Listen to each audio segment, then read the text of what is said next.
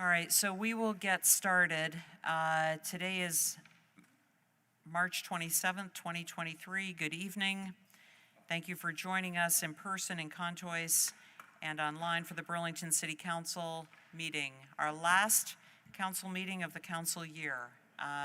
It is now 20 of 6, and we're going to begin with a motion to adopt the agenda. I need to get my agenda up as well.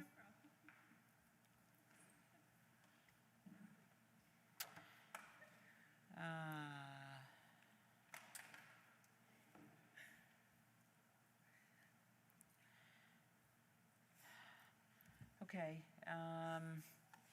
Who's got their agenda up that can make a motion on item 1.01, a motion to adopt the agenda? Thank you so much, Councilor Shannon. Motion is made to adopt the agenda as presented. Is there a second to that motion? Seconded by Councilor Travers. Any discussion? Seeing none, all those in favor of the motion, please say aye. Aye. Aye. Any opposed, please say no. That means that we have our agenda. The second item is item 2, which is a communication regarding camping and parks. And that will go to some degree hand in hand with our third item, which is item 3, a communication update on Memorial Auditorium. These are both expected executive sessions. And before motions are made to go into executive session, I'll mention the first one for the benefit of the public. Item 2, I had actually requested that this be on our agenda. And as far as what can be shared in open session, this item was brought to the council in February 2022. The motion in the draft ordinance was to request that CDNR, the Community Development and Neighborhood Revitalization Committee, which is a committee of the council, begin a community review of the proposed ordinance and operational policies related to camping on municipal lands. And at the same time, the city attorney's office would lead a review of the proposed ordinance and submit to the council a report on the benefits, precedents, and possible concerns about the changes in comparison to our current policies. That was to come to us some time ago. Work has been done on the draft ordinance. The committee, CDNR, has met, and the council will meet in executive session to get that update and determine next steps based on that update. The administration had requested item number 3, and I don't believe there's anyone here from the administration. I don't know, Attorney Sturdivant, if you know of anything that can be discussed in that we can share with the public before we go into executive session. I'm not aware, President Powell, other than it's an update regarding Memorial Auditorium. Okay. All right. So I guess we will leave it at that. With that,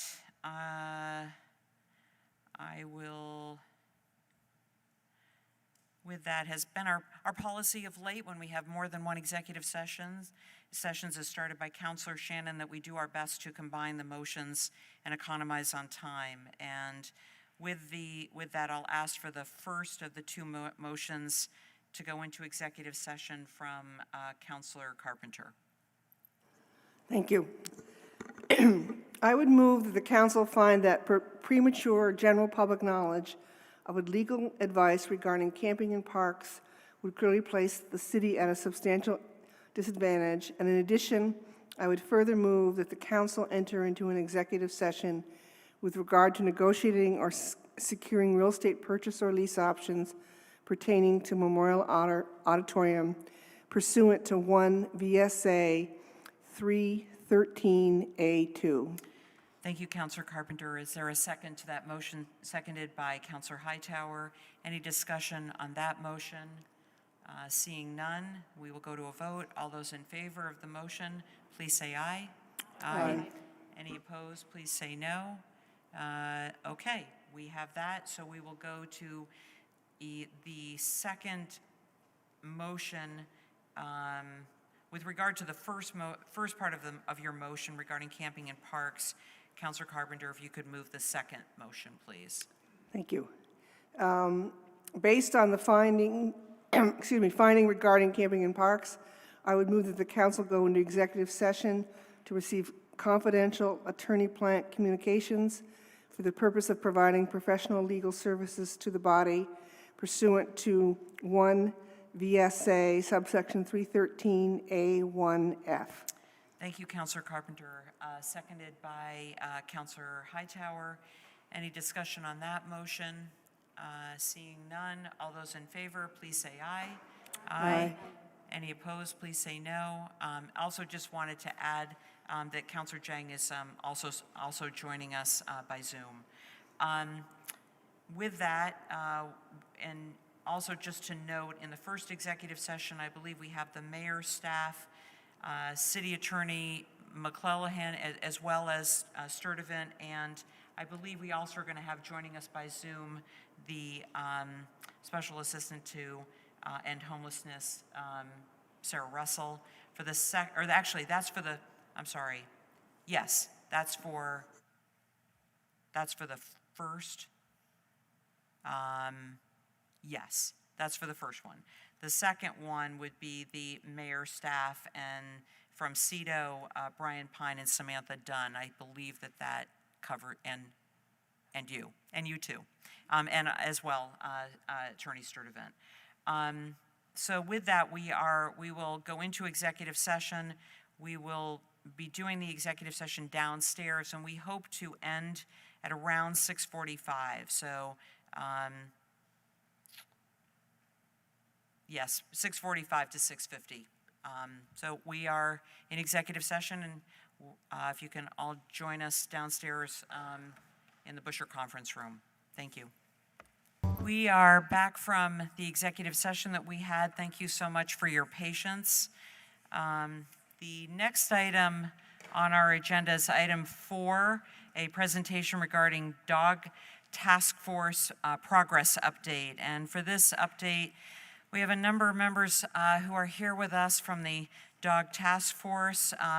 Perhaps it would be easier, I know you're here with the Director of Parks, Recreation, and Waterfront, Cindy White. If you could all introduce yourselves, and then whomever it is that is going to be leading the presentation. I believe that's you, Maria, that you're going to be leading, yes? Or someone is going to be leading this presentation. Contributing to the presentation. Okay, all right. So, and you have a setup for the presentation as well. So we've allotted about a half an hour for this, and if you could keep maybe your presentation to about 15 minutes or so, and then that'll allow us some time for some questions from the council. So welcome, thank you so much for being here. We're all looking forward to hearing what you have to say.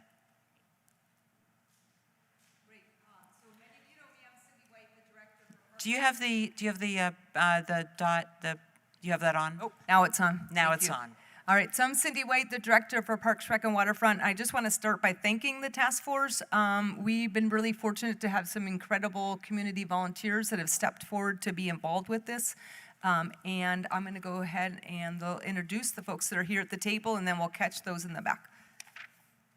I'm Lori Kettler, and I'm an animal law attorney. I live in the Old North End, and so I've been working on the ordinances primarily. And I'm Nina Hurley. I am the representative for Animal Rescue. I'm a board of director member at the Humane Society of Chittenden County, and I live in the Old North End. Just the green dot. Yeah, great. I'm Maria Karanungan. I am the chair. I'm serving in the trainer position, and I live in the Old North End. I'm Alana Blanchard, and I am the non-dog owner, and I live in what was Ward 5 and is now Ward 3.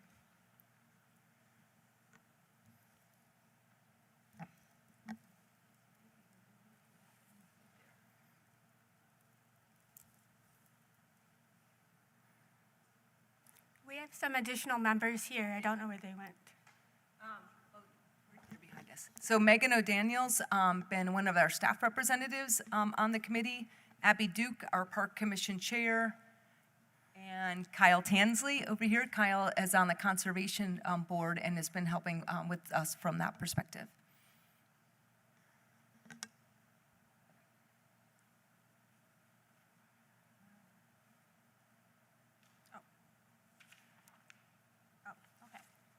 Okay, so the dog task force started when there were a lot of complaints showing on social media and just lots and lots of complaints. And so I think a few council members actually convened a community meeting. I believe it was Sarah Carpenter and Ali Ding, maybe someone else. Apologies if I'm forgetting somebody. But they convened a community meeting, and that was really productive and led to a resolution. And there were all of us were appointed officially in November of 2021, and we started our work in January of 2022.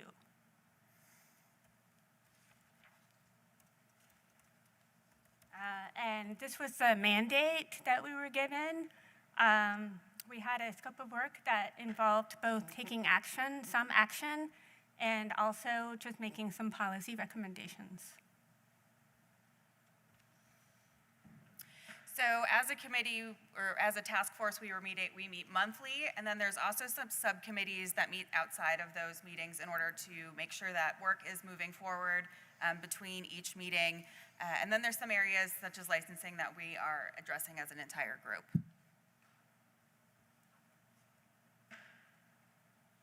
So we are still in the process of collecting all of the data that we need, and we have some high-level data that we'll show you on the next slide. This is the high-level data that we received from the police department, just so you can get a flavor of the fact that we do have some issues in Burlington. And we are still in the process of learning more about them. We just received some detailed data from the police a few weeks ago that we're currently going through, and we also have some results from a survey that's currently going out.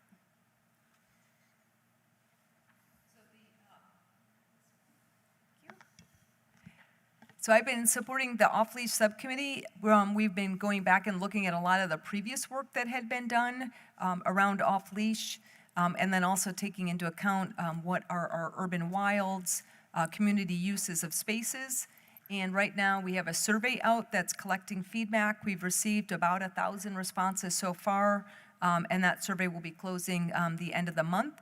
And then we'll be spending time to be going through the survey. So that's a lot of the work that the off-leash subcommittee was doing, is leading us up to that survey, and then we'll be taking the results from that, and that'll be part of the recommendation.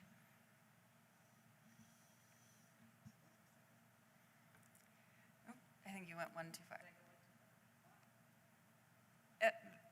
There we go. So just to define off-leash, so we have sort of two different sort of areas. There's one that's a dog park. Currently, less than 1% of Burlington city parks are available for off-leash space, so there is a need for these off-leash areas. One, there's the traditional dog park that's completely fenced in, but then we also have these off-leash areas that might not fully be fenced in, such as areas that people are currently using as off-leash areas, like Smalley or Roosevelt Park. But the expectation is that people still have their dog under voice control when they're in these off-leash areas. And part of the issue is that since there are no designated off-leash areas, people are still utilizing them. And then there's a conflict between people who want their dogs off-leash and then people who maybe are not comfortable for whatever reason, whether they're afraid of dogs, their children are afraid of dogs, or they have a reactive dog. So by creating these off-leash areas at certain times, we can give dog owners that outlet that they're looking for, but then also alert the people who might not be interested in meeting an off-leash dog that around those certain times, there will be off-leash dogs in those areas.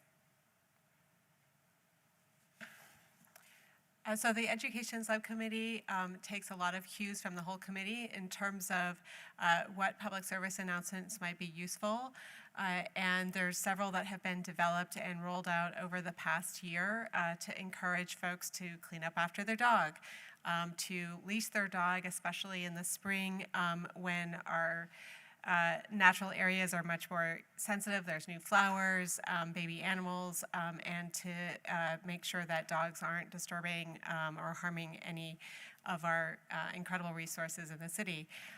So the committee's also been working on a calendar and planning event, which Nina's going to tell you a bit more about. So some of these calendar items are items that we have enacted, while others are just proposals or ideas that we may have had. So part of our mandate is education and events. So education items that we've posted on social media and Front Porch Forum do include the barking, PSA, dog licensing that has gone out in the last month.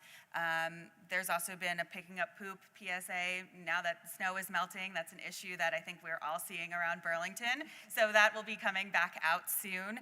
And then there's some events, there's ideas that we've proposed, like Dog Days of Summer to promote, dog-friendly businesses on Church Street, maybe a Halloween parade, again, to bring people down to Church Street. And then there is one event that is currently in the works, and that's called WAG the Waterfront. So that is going to be an event at the Waterfront Dog Park and the Moran plant. There will be a yappy hour with Switchback at the dog park on the waterfront.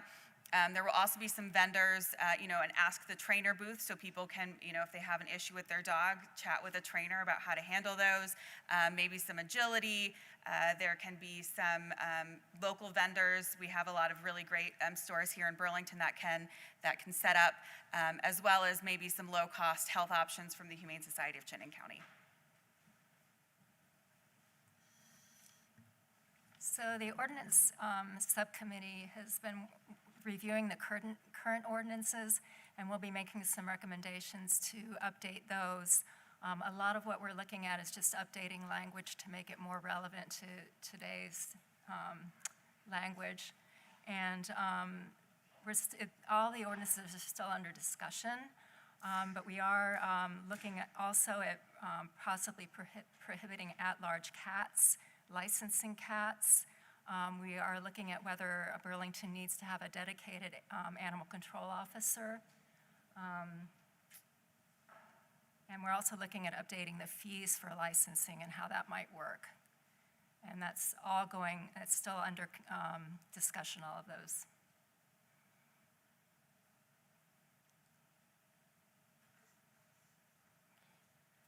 So we've got some, we want to call out Yusuf Abdi, who has taken on the police representative role on the dog task force, and he's been really great in helping us to understand the current policies and practices and try to make connections between what's happening in the neighborhood and where we might want to make improvements.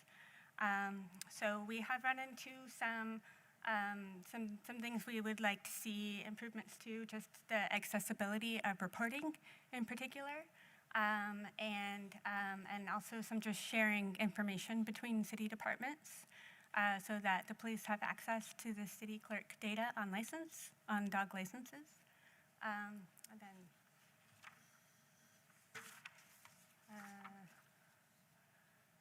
and so in reviewing all of these, we're still kind of debating what recommendations we might make, and that will be in the final report. So currently the American Veterinary Medical Association suggests that 45% of households have at least one dog, and so that estimates that Burlington has over 7,000 dogs, but in 2022, only 826 dogs were licensed, and that's down from 2012 when over 1,200 dogs were licensed. So clearly we're under-licensing our dogs here in Burlington. Even though licensing is now available online, we would like to promote that that's an option. We would also have some suggestions around whether licensing fees could be used to support dog-related programming. And one of the items that we've noticed is that there's a perceived lack of consequence for not licensing your dog. So right now, if the community service officers are responding to a call, as Maria had mentioned, there is no way for them to check if a dog is even licensed. So there doesn't seem to be this perceived consequence for if you don't have your dog licensed. So one of the communities that we looked at, if you saw the chart on the prior slide, South Burlington was pretty much higher than the other communities, despite having a much lower population. And so the city clerk, I think because of the rabies and other concerns, really sought to see how their office could promote dog licensing overall in the community. And so she went to other clerks to see how they did it across the country and came up with a program that each year builds overall, except for during the pandemic, but builds the overall amount of dogs that are licensed. So for example, if someone comes into the office and wants to license their dog but didn't remember to bring their proof of rabies shot with them, she'll call up the vet's office and get the vet to fax over the rabies license and issue their license at that moment. So she makes sure that the customer does not get away. But there's many other things she does. She has a contest for the top dog and the first feline, and she collects prizes so that when the drawing is done each year for who gets the #1 license tag for the dogs and the #2 license tag for the cats, that they receive about $200 worth of prizes. So it does require some effort, but it does definitely up the numbers for licensing. Okay, so in terms of next steps, we're going to look at all the data that we have, and we're going to complete our final report. We will be making recommendations for both the council and for city programs.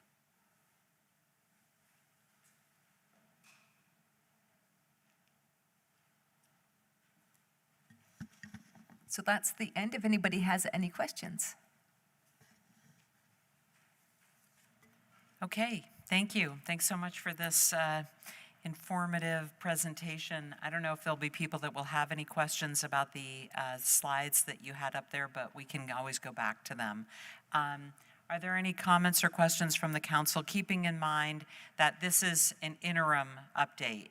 You will be coming back to us and when it's nice and warm outside. Were there any questions or comments from the council? Councilor Carpenter, and we'll go to Councilor Barlow after. Thank you all. It was a great report, and I really appreciate all the work you did. And Sophie says hi. Just two comments that I got feedback on. One was in the survey itself, you were rating different sites, and it didn't seem easy to have a definitive yes or a definitive no. And I heard this more from the no side, which is not needed versus no, I don't want off-leash in that area. So I just hope as you weigh your results, you take that in mind. The other thing, and I know this was done under the auspices of the park department, but I encourage the dog task force to look at, are there other public lands that might lend itself to off-leash dog areas? And I don't know if you looked at that or not looked at that, but there might be some other appropriate, not in your department, Cindy, but that might work. And it might work, say, for, in particular, a fenced dog park, which would sort of add. Thank you.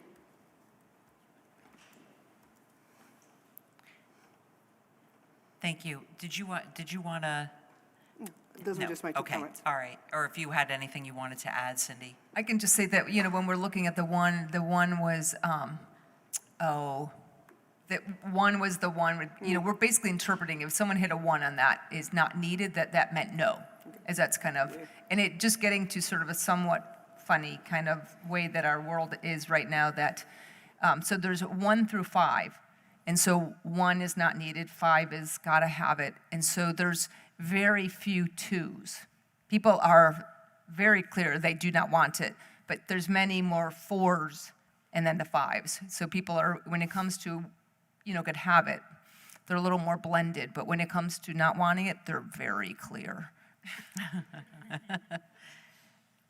We'll go to Councilor Barlow and then Councilor Freeman. Thank you, and thank you for the presentation. I just had a question about the data. The largest complaint category was dog at large. And is that an off-leash dog, or is that a dog that's roaming free, or? We actually aren't sure, to be honest. because that high-level data came from the previous representative to the council. So we might have to go back and ask him. But I'm hoping that the detailed data that we received will give us more information. We're assuming, but not sure, that at-large means that that the owner is not nowhere in sight, and that off-leash means the owner's around. Okay, thank you. Thanks very much, Counselor Barlow. Counselor Freeman. Thank you, President Paul. I was just wondering, is there any, I think microchipping has become so much more prevalent, and I wonder if that has somewhat related to the decrease in licensing, because it's such a fast way to ID an animal. And so the sort of more registry, like sort of, I don't know if to call it old school, but is maybe less on people's mind. I also was just thinking, as you were talking about it, that I know if there was a reminder or even a place to do it at like town meeting day when you go to vote, like I would just be like, oh yeah, I got to do that, you know. And I think there are little ways to increase that. But I do think maybe it is competing with sort of the fact that there's just microchipping, and so people are using that as a default way to track an animal that might get loose. I think there's the added benefit with licensing of being able to check rabies status, which is a good reason to continue to encourage it, but I'm just wondering if that might be part of it. And I don't know, I was just thinking as you were bringing it up. And then regarding the off-leash versus like sort of, and versus like dog parks, I do think that would be so lovely to continue to look into. I don't even know if I would end up as a dog owner utilizing an off-leash space because my dog can be like a 50-50 reactive dog, and so I don't necessarily have her around dogs she doesn't know. But I do think, as you said in the presentation, the sort of lack of off-leash spaces, like designated spaces, is probably contributing to these sort of like stopgap, informal sort of people just going rogue and saying, sort of deciding to designate a space as like, well, this is sort of informally off-leash, or just saying, well, there's not really any off-leash spaces. My dogs need to be active. You know, I'm just going to kind of go with it and hope it works out. And I think it's also helpful for those of us who do have dogs that can be reactive to be like, to know like this is not going to really be an off-leash area, and then like if I do want to be in an off-leash area, which is a little bit niche getting into dog ownership, but it definitely, I think there are, I mean, this is a very dog-friendly town. There are a lot of people that have dogs, and I do think it can definitely, it's definitely a stressor. I know that we have a lot of stressors that we deal with and a lot of very serious things, but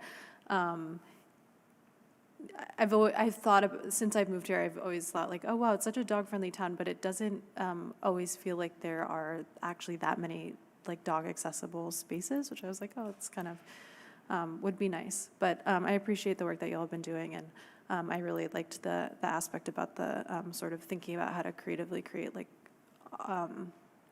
off-leash designated spaces. So thanks for your work. Yeah, I just want to add that I think as much as this task force is about, you know, making it a dog-friendly city, it's also about protecting the people who don't necessarily like dogs or don't feel comfortable with off-leash dogs running up to them. So those are all things that we are taking into consideration, so that, again, if you do have a reactive dog or if you're afraid of dogs, that you feel comfortable walking through a park or, you know, down the sidewalk without fear of an off-leash dog approaching you. Totally. I think that's something that I've also just noticed with, like, I think we brought up Roosevelt Park and just how, as much as I would love for there to be designated places where people can have dogs off leash, that it creates a sort of tension with people who either for personal or cultural reasons, or they just have their kids, or they don't want to be in a space where there are off leash dogs, and it causes tension, and it just, yeah, it would be great to try to figure out some solutions for that. So thank you. One of the hopes that we have as an outcome would be that if in the end some off-leash spaces are designated, that there would also be some education that would help to spread the word so that people would know when would be a good time to go and not have to be subjected to off-leash dogs? And also education for the people who do have dogs to handle their dogs appropriately and to make wise choices. Great, thank you so much. Were there any other, Counselor Hightower? I guess I'll ask one question, which is just the forage into cats and some of the thoughts around that. Yeah, I was just curious as to like what cat registration looked like and some of the benefits of it as it looks like you were maybe considering that, so. The licensing? Yes, licensing, thank Yeah. you. So we feel like it would be, we're probably going to be recommending that be done. And it's really it's a public health issue, just like it is with dogs, with regard to rabies and such. And then with regard to the free roaming cats, it's not only a public health issue, but it's an environmental issue because of the impact they have on wildlife, and also just on neighborly relations and that kind of thing. So, did that answer your question? Yes, thank you. Thanks very much, Counselor Hightower. Counselor Shannon. Thank you all for your work on this. This is great to see, and I'm so glad you're wrestling with the many difficult issues that we have around dogs. And I just wanted to note that a couple things about dog licensing. I agree, it doesn't seem like there's any consequences for not licensing the dogs. I remember a day where one of the methods was publicly shaming those of us, particularly on the city council, who did not register our dogs. However, that was only known because they had been previously registered. On the more positive side, I don't know if we could publish a list of the registered dogs so that there would be a place you could go to see where dogs are registered, and then, you know, maybe there's a public aspect to compliance with this. Yeah, that was my only thought on that topic, but thank you. Thanks very much, Counselor Shannon. I think South Burlington has an anonymous form for reporting people who are not licensed. Sorry. Or dogs. Oh, I'm sorry, what? You wanna- Sure. Maria was just stating that that South Burlington, I think other communities also have an opportunity for people to anonymously report dogs that are not licensed, which is then followed up by a friendly initial letter to say, hey, it's possible you have an animal that is not licensed. Well, I suppose we could try that, although I'm not sure how effective that would be. Are there other counselors who have, Counselor Carpenter? Just a quick thought. South Burlington can't have more dogs than we do, but we have a different demographic. You know, we are 2/3 renters, 1/3 homeowners, they're just the opposite. So somebody mentioned that, you know, other ways to communicate. We have a highly transient population who probably blows right by them. So how do we get to those folks that only live here 2 or 3 years and still have a dog? And, you know, electric bills, your ballot, I don't know what the right venue is, but a little more work on that.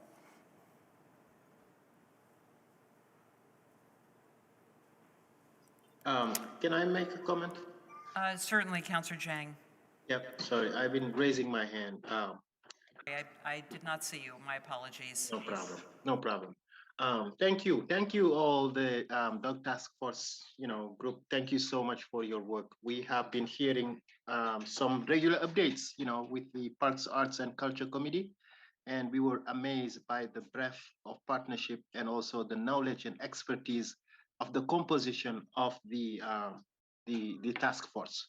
from lawyers to trainers to, civil society, all of it is just amazing. Thank you so much. And also what I like the most is how this is not only one specific neighborhood represented. We have people from the South End, New North End, all of it represented on the task force. And bringing this task force together also, a lot of community engagement. I think thank you so much. I am particularly thankful for your work, as well as Cindy too and your staff.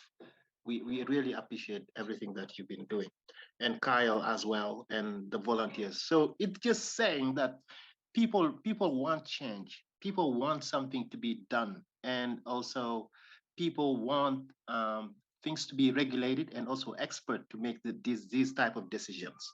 And I think all community, like say city policies, should be like this, from the community to bringing real policy with tangible amount of community engagement. Thank you for that again. I think one thought is we need to utilize too. I know you're already working with the Burlington Police Department, and sorry that the data did not come to you. It came to you kind of late, but I'm glad that they're engaging now. It's great. But now the other city departments, such as DPW and Burlington Electric, they're sending bills home. I think you need to tap into those too, like postcards, have a blurb in the bills going to people's home to remind them to register their dogs or their cats. Whatever it is, like the city resources already established structures, I think you need to tap into it in reaching the 7,000 dog owners in the city. Burlington should be a welcoming dog city for everyone. Also be environmentally responsible too, like the nature. Exactly. I think that's two. And it will be amazing as well for these dog events to be more known. I see that you do a lot in terms of social media and also in terms of front porch forum, but I think more need to happen. And you should not even wait for the city council to ask you. If there is a policy that you have established, that you have done, right? Request another meeting again. Come to the council or come to the Parks, Arts and Culture to provide updates. I think this is just amazing. To the question of Councillor Hightower about what the benefits of having cats being licensed. I think the community meetings that we held, it was very clear that people need some type of regulation about cats, and also because it will help us make the distinction between wild cat and outdoor cats, right? And also right now, Cindy can attest, cats are attacking dogs, cats are attacking people, cats are killing birds. I mean, I think there are a lot of concern between neighbors about about cats, and I think the city need to do something to solve this issue too. But really, I am really impressed about your work, and I can't be thankful enough. Thank you so much for what you have been doing and what you will continue to do. And I'm confident that you may come back again to request more time before your final report. I'm just impressed. Work well done, and thank you. Thank you. That's just what I wanted to say. Great, thank you, Councillor Jang, and also thank you for the work that you did on bringing this issue forward. And to all the people that applied to be on the Dog Park Task Force. I remember when we were discussing members, and we had an amazing wealth of people that have a lot of different talents when it comes to being able to serve and do this work. So we're greatly appreciative of all of your work. I don't know if there's anyone else who has any questions. If not, certainly if you do find that you need more time past, I think it's June, right? Then, let us know. Of course, we would love to have your report on time, but if that can't be and you need more time, or there's other things that you feel are missing that you would rather have in it, by all means, let us know. And thank you again. Thank you very much for your time.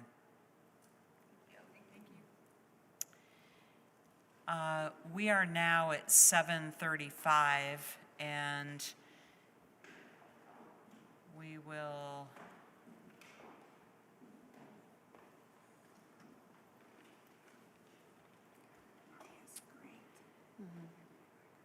will skip ahead past item number 5 to item number 6, which is the public forum, which begins at a time certain. We're a little bit behind, but not too badly, which begins at 7:30. Before we begin the public forum, just a few items of information. The table that sits in front of the City Council has a light system on it with 3 lights. The green light will shine when you begin speaking, the second yellow light when you have 30 seconds left, and the last light is red, and that will shine when your time is up. We just ask that you try to wrap up your comments when you see the red light, so that we are giving the same amount of time to each of our speakers. We have a hybrid system for public forum. If you wish to speak in person, there are forms that are to my right in the back of the room. Please fill one out, and you can bring it to the clerk, who is on my right in the front of the room. If you wish to speak via Zoom, you can go to burlingtonvt.gov/citycouncil/public forum. And when you do that, there will be a form that will come up. Please complete the form, and your answers will come into a spreadsheet that is sitting right here in front of me on my computer. It's been our practice that Burlington residents will have first priority to speak. We will go to Burlington residents in Contois, then to Burlington residents online, back to non-Burlington residents in person, and then we will conclude with any non-Burlington residents that have joined us online. During public forum, we just ask that you please direct your comments to me as the chair. Please use respectful language and try to remember that there are a number of families we know. Sometimes they come here in person, and sometimes they're just joining us online. There are a number of families who use our council meetings to teach their children about civic engagement, and to try to keep that in mind when you direct your comments to me as the chair. With that, we will go to those people who are joining us in person in Contois. The first is Romeo von Herman, to be followed by Todd LaCroix. Romeo, please join us. Thank you. Good evening. Thank you, and good evening.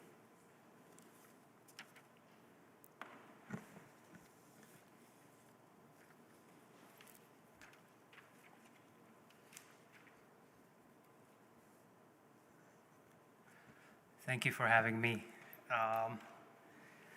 Madam President, Mr. Mayor, it's good to see you again, as always. Councilors, City Administrative Team.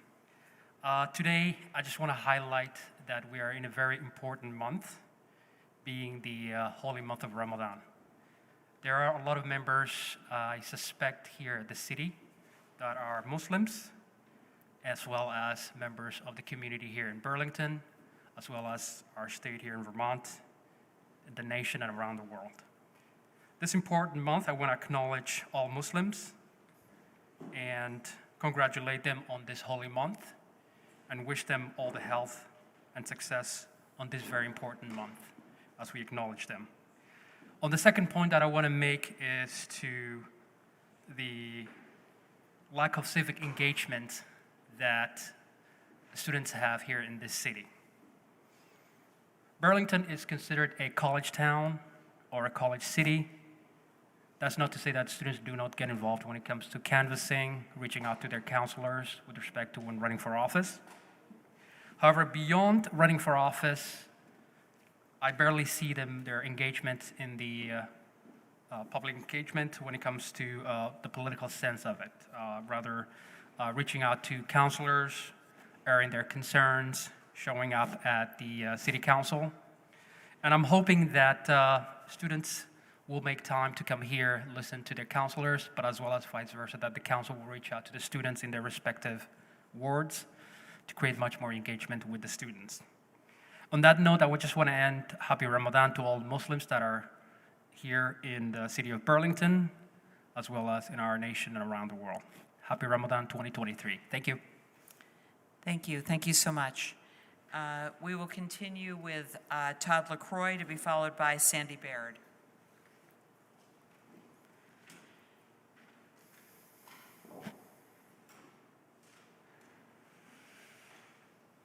a lot of people talking about where all these volunteers going. They have an article in Vermont Digger. Where are all the volunteers? Generational divide.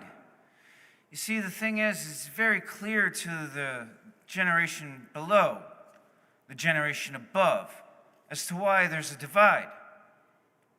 You see, rich people don't volunteer. People who own second and third homes and drug dealers who own places here don't volunteer. They don't care about your communities. They don't like paying taxes. They don't care about our children. In fact, most of them are really against our children. Look at the policies they support. Look at how they're bankrupting that generation, paying for their stuff. You see, what you guys forget is that I used to go to World Bank and IMF meetings as a journalist. And I know a little bit about what I'm talking about. And you guys have led me and my generation off a cliff with $30 trillion of debt, while you gave $30 trillion away to the wealthy in the last time that I checked in my life. You are the generation that will be remembered as the generation that destroyed the dollar as the powerhouse of global finances. You are the generation that will go down in history as the generation that knew nothing but destroying everything. Everything was disposable, including your children, including their future.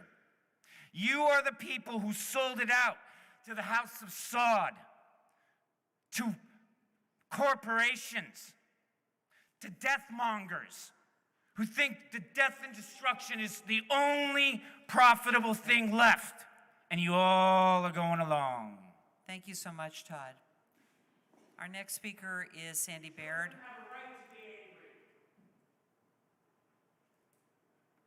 Hi, Sandy. Hello, Madam President. Hello. My name is Sandy Baird, and I'm from Ward 1, and I'm here tonight to remind you all about the F-35s that thunder through our skies every morning, and that I'm sure I hear on Loomis Street with probably many of you others. I want to remind you that with all of our talk about climate change and weather change, that what we never talk about really is that these F-35s are massive polluters as well, and that if anything causes climate change and increases in temperature, it is F-35s, and with a constant emission of fossil fuels, and also with their constant noise that thunders through our skies and makes our children afraid, makes all of us afraid. And as a city committed to measures that counter climate change, I don't understand why we still remain committed to the F-35s, which have been with us for many, many years with the consent of all of our political leaders. Secondly, the F-35s contribute to the wars of the planet. And then once again, the wars cannot help weather changes and climate change. In fact, I would argue that war and the military are main causes of all the climate change that we experience, and we're all committed to doing something about. And I'm wondering, why don't we do something about these F-35s?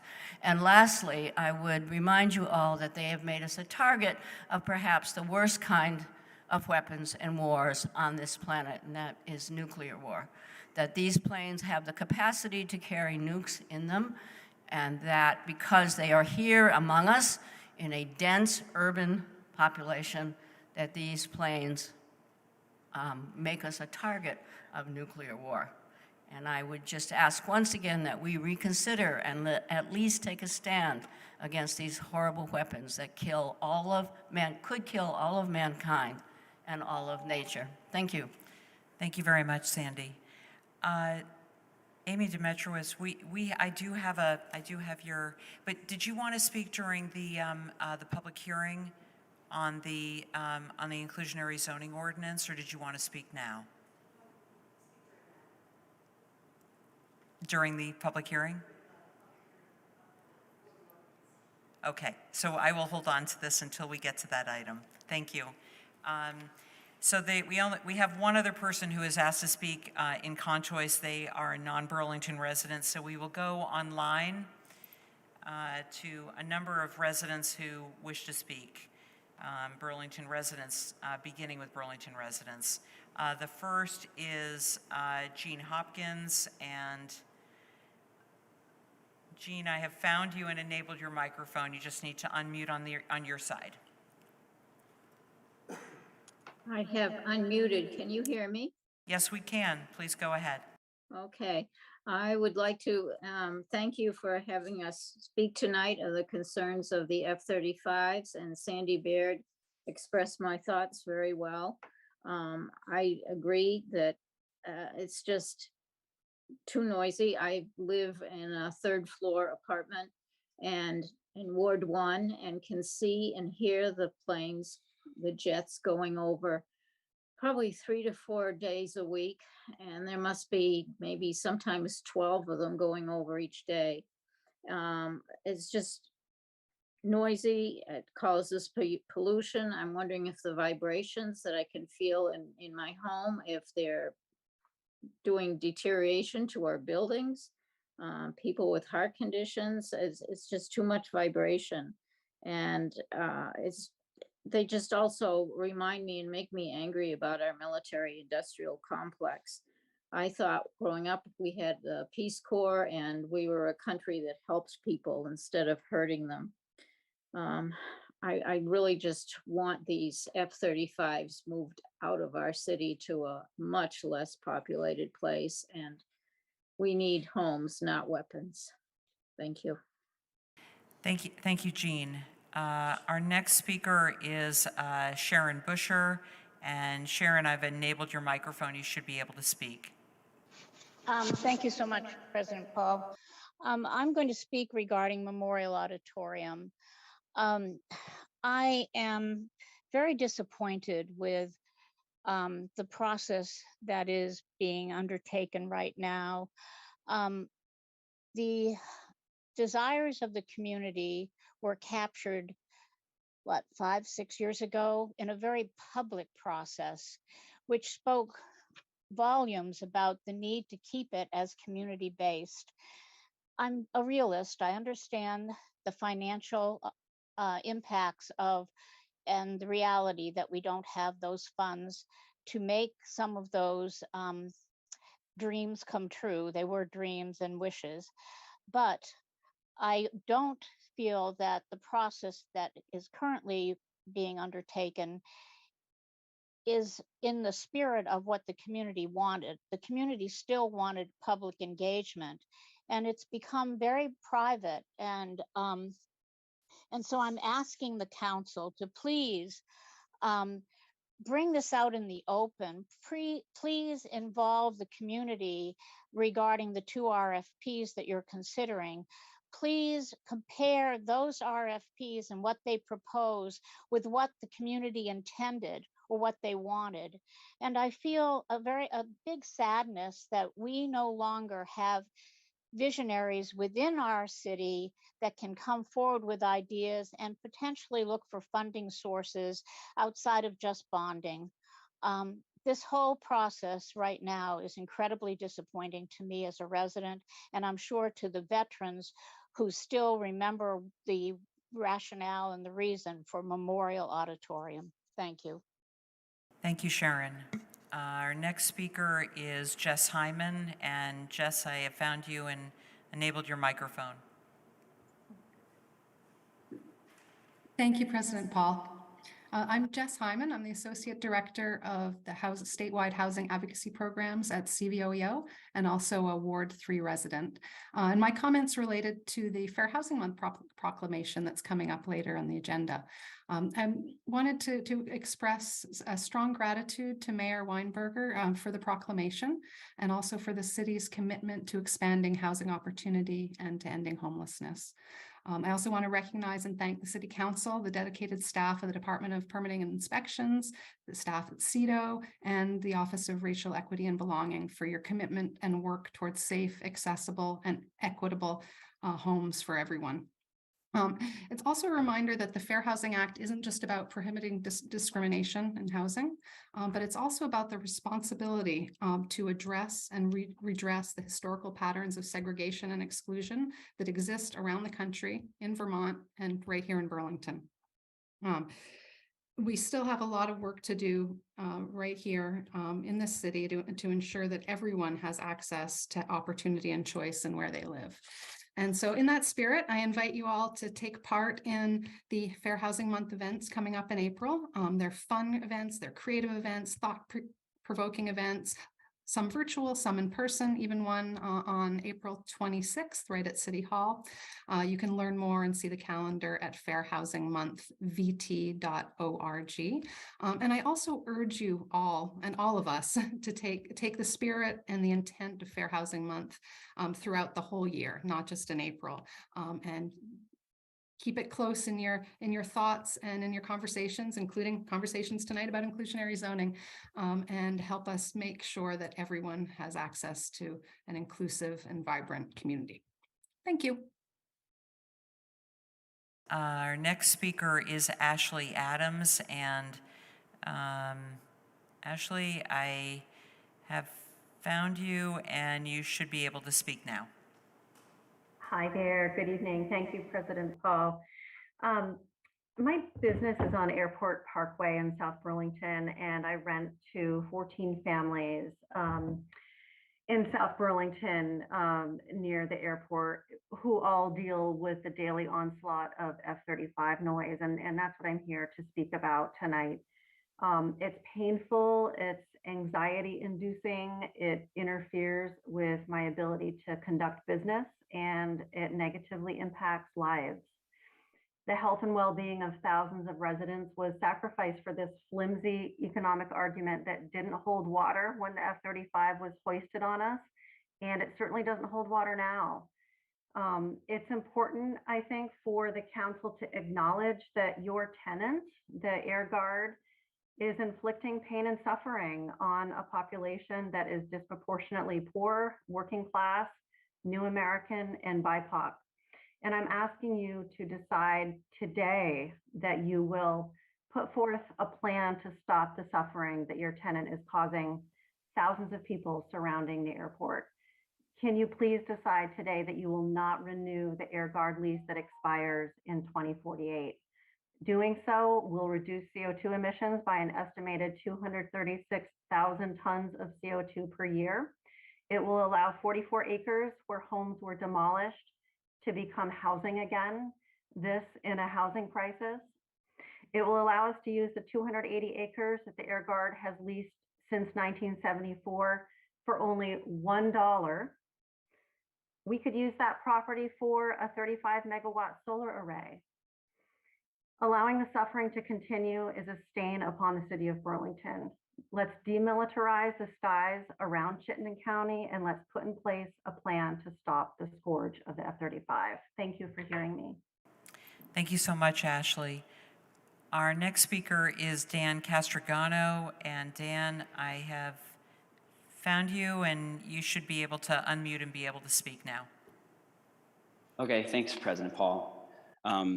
First, I just want to echo and everybody who's spoken on the F-35s. They're a climate nightmare and should be removed from Burlington. And want to speak more broadly to some airport-related items in aviation tonight. First, I just want to bring to light some behavior from the Airport Commission, which I learned about, which happened on February 1st. Not only planning for decades of expansion, but cracking jokes about the climate emergency and selling plowed snow to Sugarbush. And just want to remind everybody that the Airport Commission is in charge of stewarding the airport, and joking about the climate emergency is just very callous and very cruel. In addition, there was also laughter and joking about noise mitigation and how long it's going to take to outfit all the buildings. And at the current rate, it's going to take 52 years before every single house gets outfitted. And just want to bring that to light and say that's really callous. It's really cruel. If nothing else, a public apology from the Airport Commission is due. And I also want to make the council and the public aware that the airport released an emissions report today for the TUC meeting tomorrow. I have to look at it more closely, but we do have numbers. And so just a summary for the council and for the public around Burlington International Airport. Airplanes burn fossil fuels. The city of Burlington owns and operates Burlington International Airport, which means that all of you are in charge of what happens there. The airport is not included at all in the net zero energy roadmap. So any talk of net zero by 2030 is nonsense because the airport's not in it. And everybody's a climate champion until you talk about flying. You know, everybody's on board with heat pumps and EVs, buses. But then when you talk about flying, it's as if planes don't burn fossil fuels. So all of you are in charge of the airport. Inaction is negligence, and we need a degrowth of the aviation sector. And so I hope you talk about that today. Thank you. Thank you very much, Dan. That concludes those people who have want to speak online that are Burlington residents. We have one more speaker, and we will come back to them. There is one speaker in Contois who wishes to speak, Duncan Nichols, and thank you. Take your time. Please come and join us. Welcome. I'm an old man now. Slowly. Not so old. So I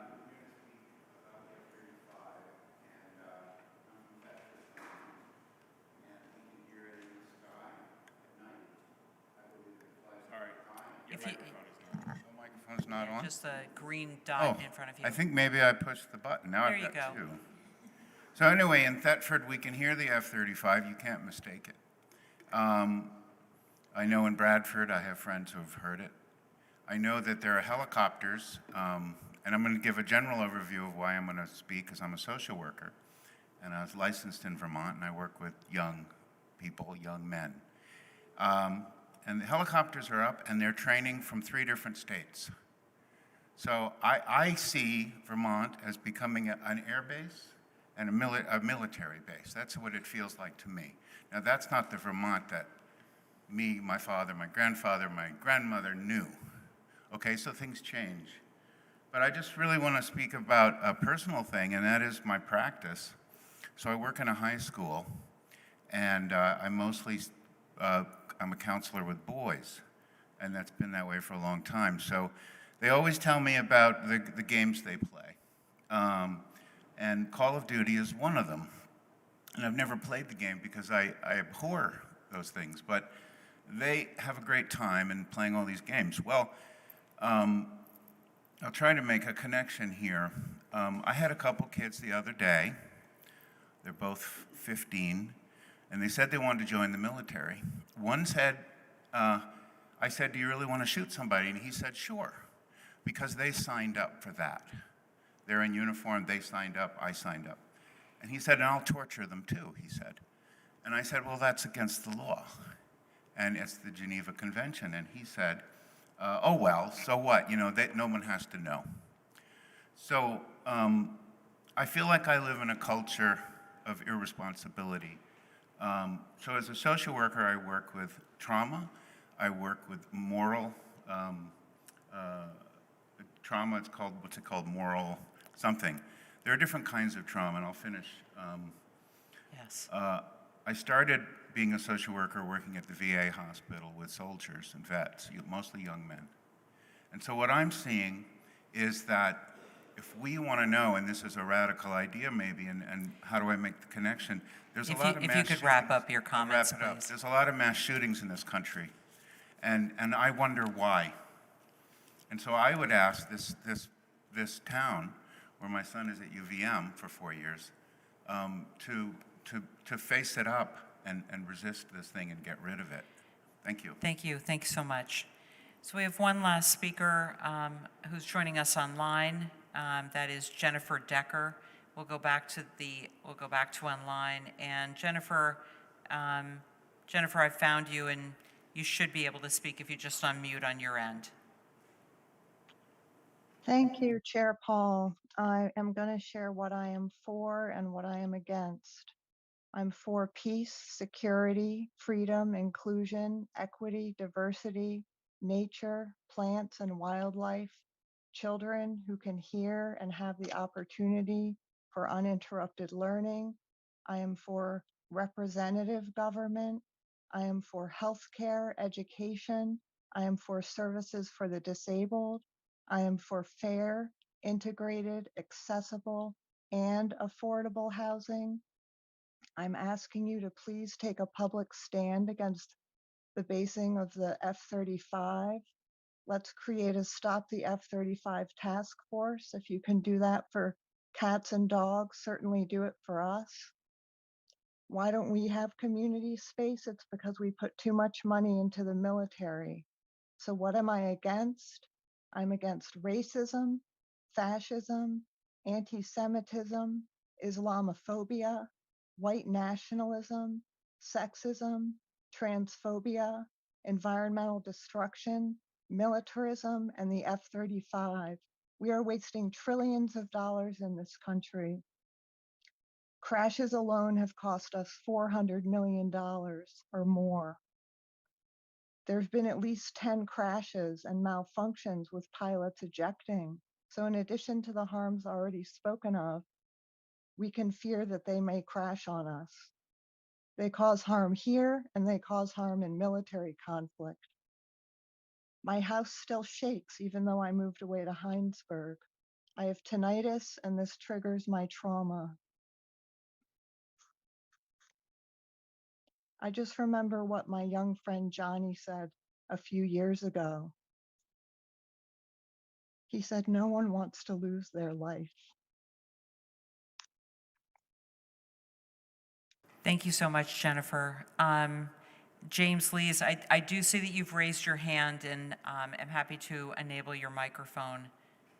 You should be able to speak now. Can you hear me? Whoops, let me just, can you hear me now? Yes, we can hear you fine. Thank you. Sure. Many people think the federal government controls the F-35 at the airport, but they only control the basing and they still control the discipline. The states have control of the training of the National Guard according to that discipline, and it's discipline for the US military that applies. So says the Constitution and federal law. In 5 different ways, that military discipline protects civilians, including by requiring the states to keep the training operations separate and apart from populated areas, so it doesn't hurt or injure civilians. The F-35 training at Burlington Airport violates that discipline because the runway is in densely populated cities. It causes pain and injury on a mass scale. The Air Force said repeated exposure to the 115 decibel F-35 jets impairs hearing and the cognitive development of children. It caused the demolition of 200 homes. It degrades 3,000 more affordable homes. The training with the F-35 jets at Burlington is illegal, immoral, and unjust, and it violates the military's own discipline. Vermont adopted a law that delegates power to cities, towns, and villages to promote the public health, welfare, and convenience by regulating the operation and use of vehicles of every kind to protect citizens from all kinds of danger from vehicles and to protect from public nuisance. This Vermont law means that the Burlington City Council and other select boards nearby have the power. So please use that power to ground the F-35. Thank you very much.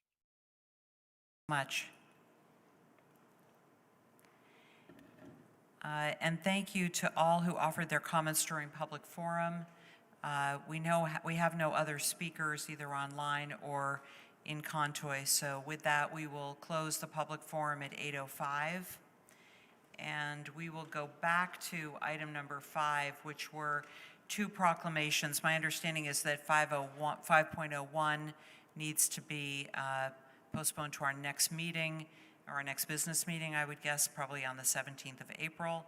But we do have 5.02, and with that, I will go to the mayor for that proclamation.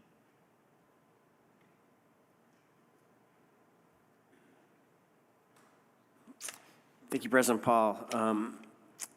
As we have, I think, every year for the last 11 years, we have issued a proclamation marking that April is Fair Housing Month. And given, I think we have the opportunity to read the entire proclamation tonight, so I'm happy to do that. Whereas the Federal Fair Housing Act was passed in April 1968 in order to take steps towards eliminating discrimination in housing opportunities based on race, color, national origin, religion, and, as amended, sex, family status, and disability, and to further housing choices for all Americans. And whereas Vermont's Fair Housing Act strengthened the protections of the Federal Fair Housing Act to include age, marital status, sexual orientation, gender identity, receipt of public assistance, and people who have experienced abuse, sexual assault, or stalking, as well as the income of prospective residents and land use decisions. And whereas the month of April is now celebrated as Fair Housing Month both nationally and locally, and whereas the ongoing struggle for dignity and opportunity for all in housing is not the exclusive province of federal or state governments, and vigorous local efforts to combat discrimination and expand housing opportunities can be extremely effective. And whereas Burlingtonians need safe, decent, affordable, and inclusive housing, and illegal barriers to equal opportunity in housing, no matter how subtle, diminish the rights of all. And whereas the City of Burlington supports the efforts of fair housing organizations, advocates, community members, and the housing industry to create broader housing choice in Burlington and Chittenden County, and to promote understanding of fair housing. And whereas inclusive, welcoming, and affordable communities promote diversity and a climate conducive to equitable and vibrant development. And whereas Burlington submitted to the U.S. Department of Housing and Urban Development an assessment of fair housing, which was subsequently approved by the department in December 2017. And whereas my 2021 action plan to fulfill the promise of housing as a human right in Burlington, in that I propose opening new housing opportunities through the creation of mixed-use Enterprise Innovation District in a portion of the South End, and opening new housing opportunities for citywide through missing middle zoning reforms, which will expand opportunities for new homes to be created in every neighborhood in ways that reflect the character of these parts of the city. And whereas Burlington continues to work to expand housing opportunities and the availability and affordability of housing in Burlington through policy reform, including the development of new policies to implement energy efficiency standards in rental housing, eliminate requirements around parking standards in order to reduce a major driver of the cost of housing, and align the city's land use policies with its climate goals, and to restore the dedicated funding for the city's housing trust fund, among others. And whereas the COVID-19 crisis put additional strain on the city's housing and support services and exacerbated existing inequalities for people whom fair housing laws seek to protect from discrimination, particularly people of color. Now, therefore, be it resolved that I, Moreau Weinberger, the mayor of the city of Burlington, do hereby proclaim the month of April 2023 to be Fair Housing Month in Burlington, and I do hereby urge all individuals, agencies, and institutions, public and private, to contribute to the observance of Fair Housing Month by continuing our efforts to eliminate housing discrimination in our communities and increase housing opportunities for all. Thank you, President Paul. Thank you.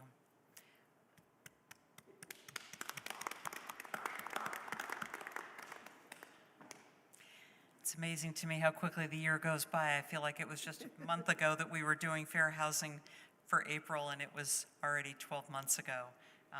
But nevertheless, an important milestone and something we should be honoring every year. With that, we will continue with our agenda in the hopes that hopefully on the 17th of April we can have the Burlington High School girls Nordic ski team here to be able to recognize them for their accomplishment. That will bring us to item number 7, which is climate emergency reports. Is there any counselor or the administration who wishes to offer a climate emergency report? Counselor Bergman. Last Thursday, I had the pleasure of testifying at a VTrans climate reduction strategy public meeting These are meetings that are required by the federal government to have all the states' transportation agencies address what they're going to do to reduce greenhouse gas emissions in the transportation sector. And I had the opportunity to plug this council's action on mass transit and the need for a sustainable funding source. And I was happy that that was supported. I continue to go back to that resolution and go, okay, what are we doing to make that real and not just dead words that we speak here on a Monday night?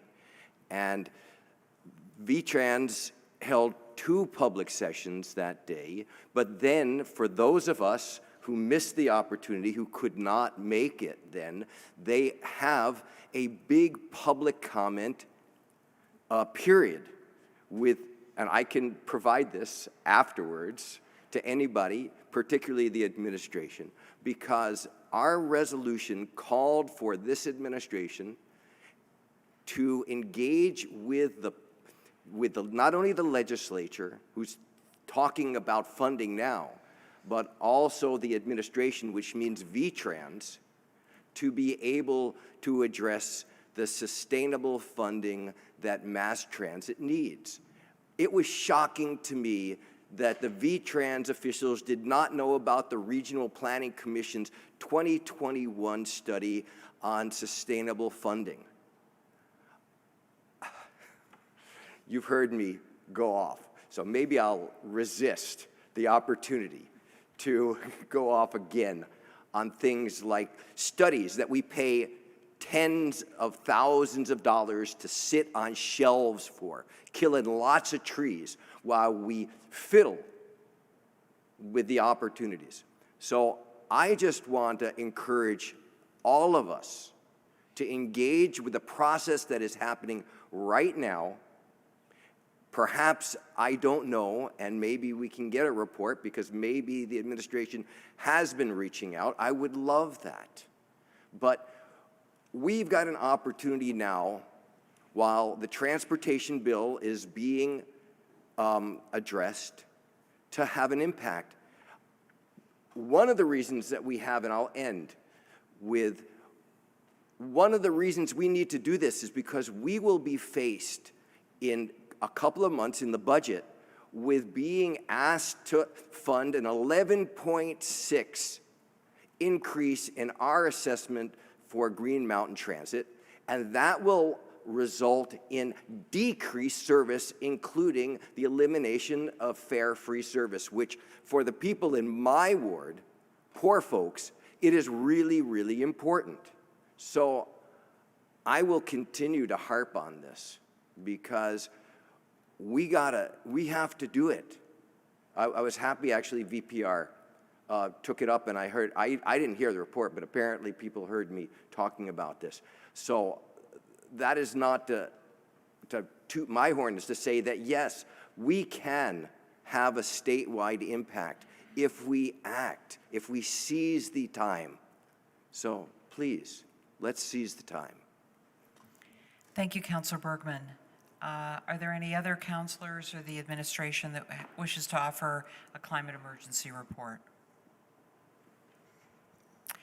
Seeing none, we'll close out that item. And before we get to our consent and deliberative agendas, we do have a fairly brief local control commission meeting to attend to. So with that, we'll adjourn we'll recess the council meeting at 8:15, and we'll call to order the local control commission meeting at the same hour. The first item, and I'll give everyone a chance to get to that agenda. While you're doing that, the first item on that agenda is item 1.01, which is a motion to adopt the agenda. A motion to adopt the agenda. Yes. So moved. Thank you, Commissioner Shannon. Seconded by Commissioner Brandt. Is there any discussion on that motion? Seeing none, all those in favor of the motion to adopt the agenda, please say aye. Aye. Aye. Any opposed, please say no. We have our agenda. The second item is item number 2, which is the consent agenda. Commissioner Shannon, is there a motion to adopt the consent agenda? So moved, and to take the actions indicated. That too. Thank you so much, Commissioner Shannon, and seconded by Commissioner Brandt. Is there any discussion on the consent agenda? Seeing none, all those in favor of the motion, please say aye. Aye. Aye. Any opposed, please say no.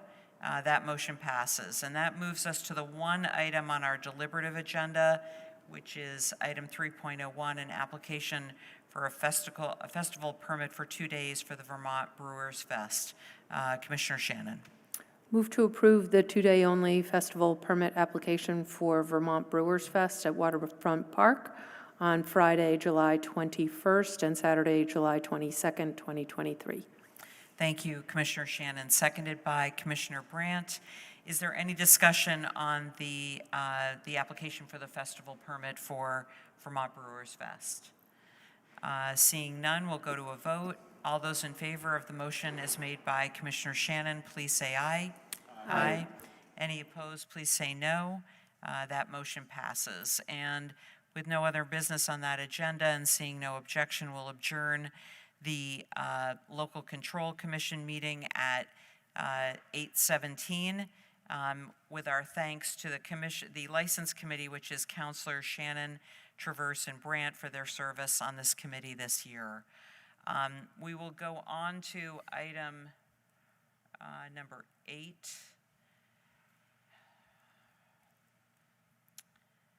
Which is our consent agenda. Is there a motion to move our consent agenda and take the actions indicated? So moved. Thank you, Councilor McGee, seconded by Councilor Traverse.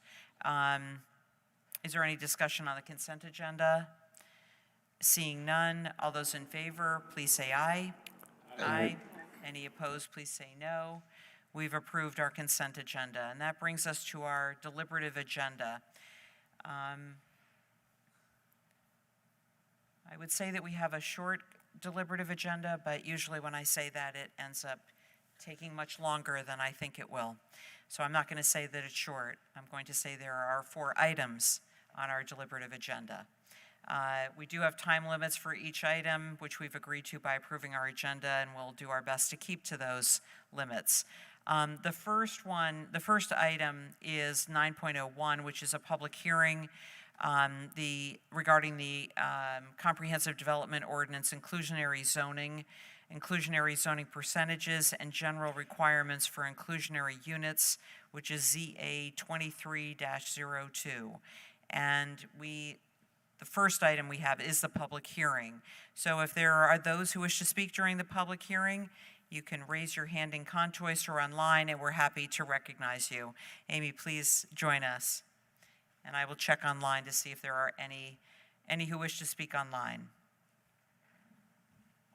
Welcome, and thanks for your patience. Yes, thanks for getting me to the right hearing. Hello? Do you have is the green light on in front of you? The green light is on. Yes, Can you hear me? great. Do I need to be closer? Good evening. I'm Amy Demetrowitz. I'm the Chief Operating Officer from the Champlain Housing Trust. I'm here tonight to speak in favor of the proposed amendment to the Inclusionary Zoning Ordinance. The Inclusionary Zoning Ordinance has been an important tool to increase the supply of affordable housing in Burlington. Over the years, the ordinance has opened up a number of opportunities for the Champlain Housing Trust to partner with private developers to meet the IZ requirements for their new neighborhood developments. And when we're involved with the subsidy that we bring to the project, we're able to exceed the affordability requirements of the IZ ordinance and provide deeper and broader range of affordability.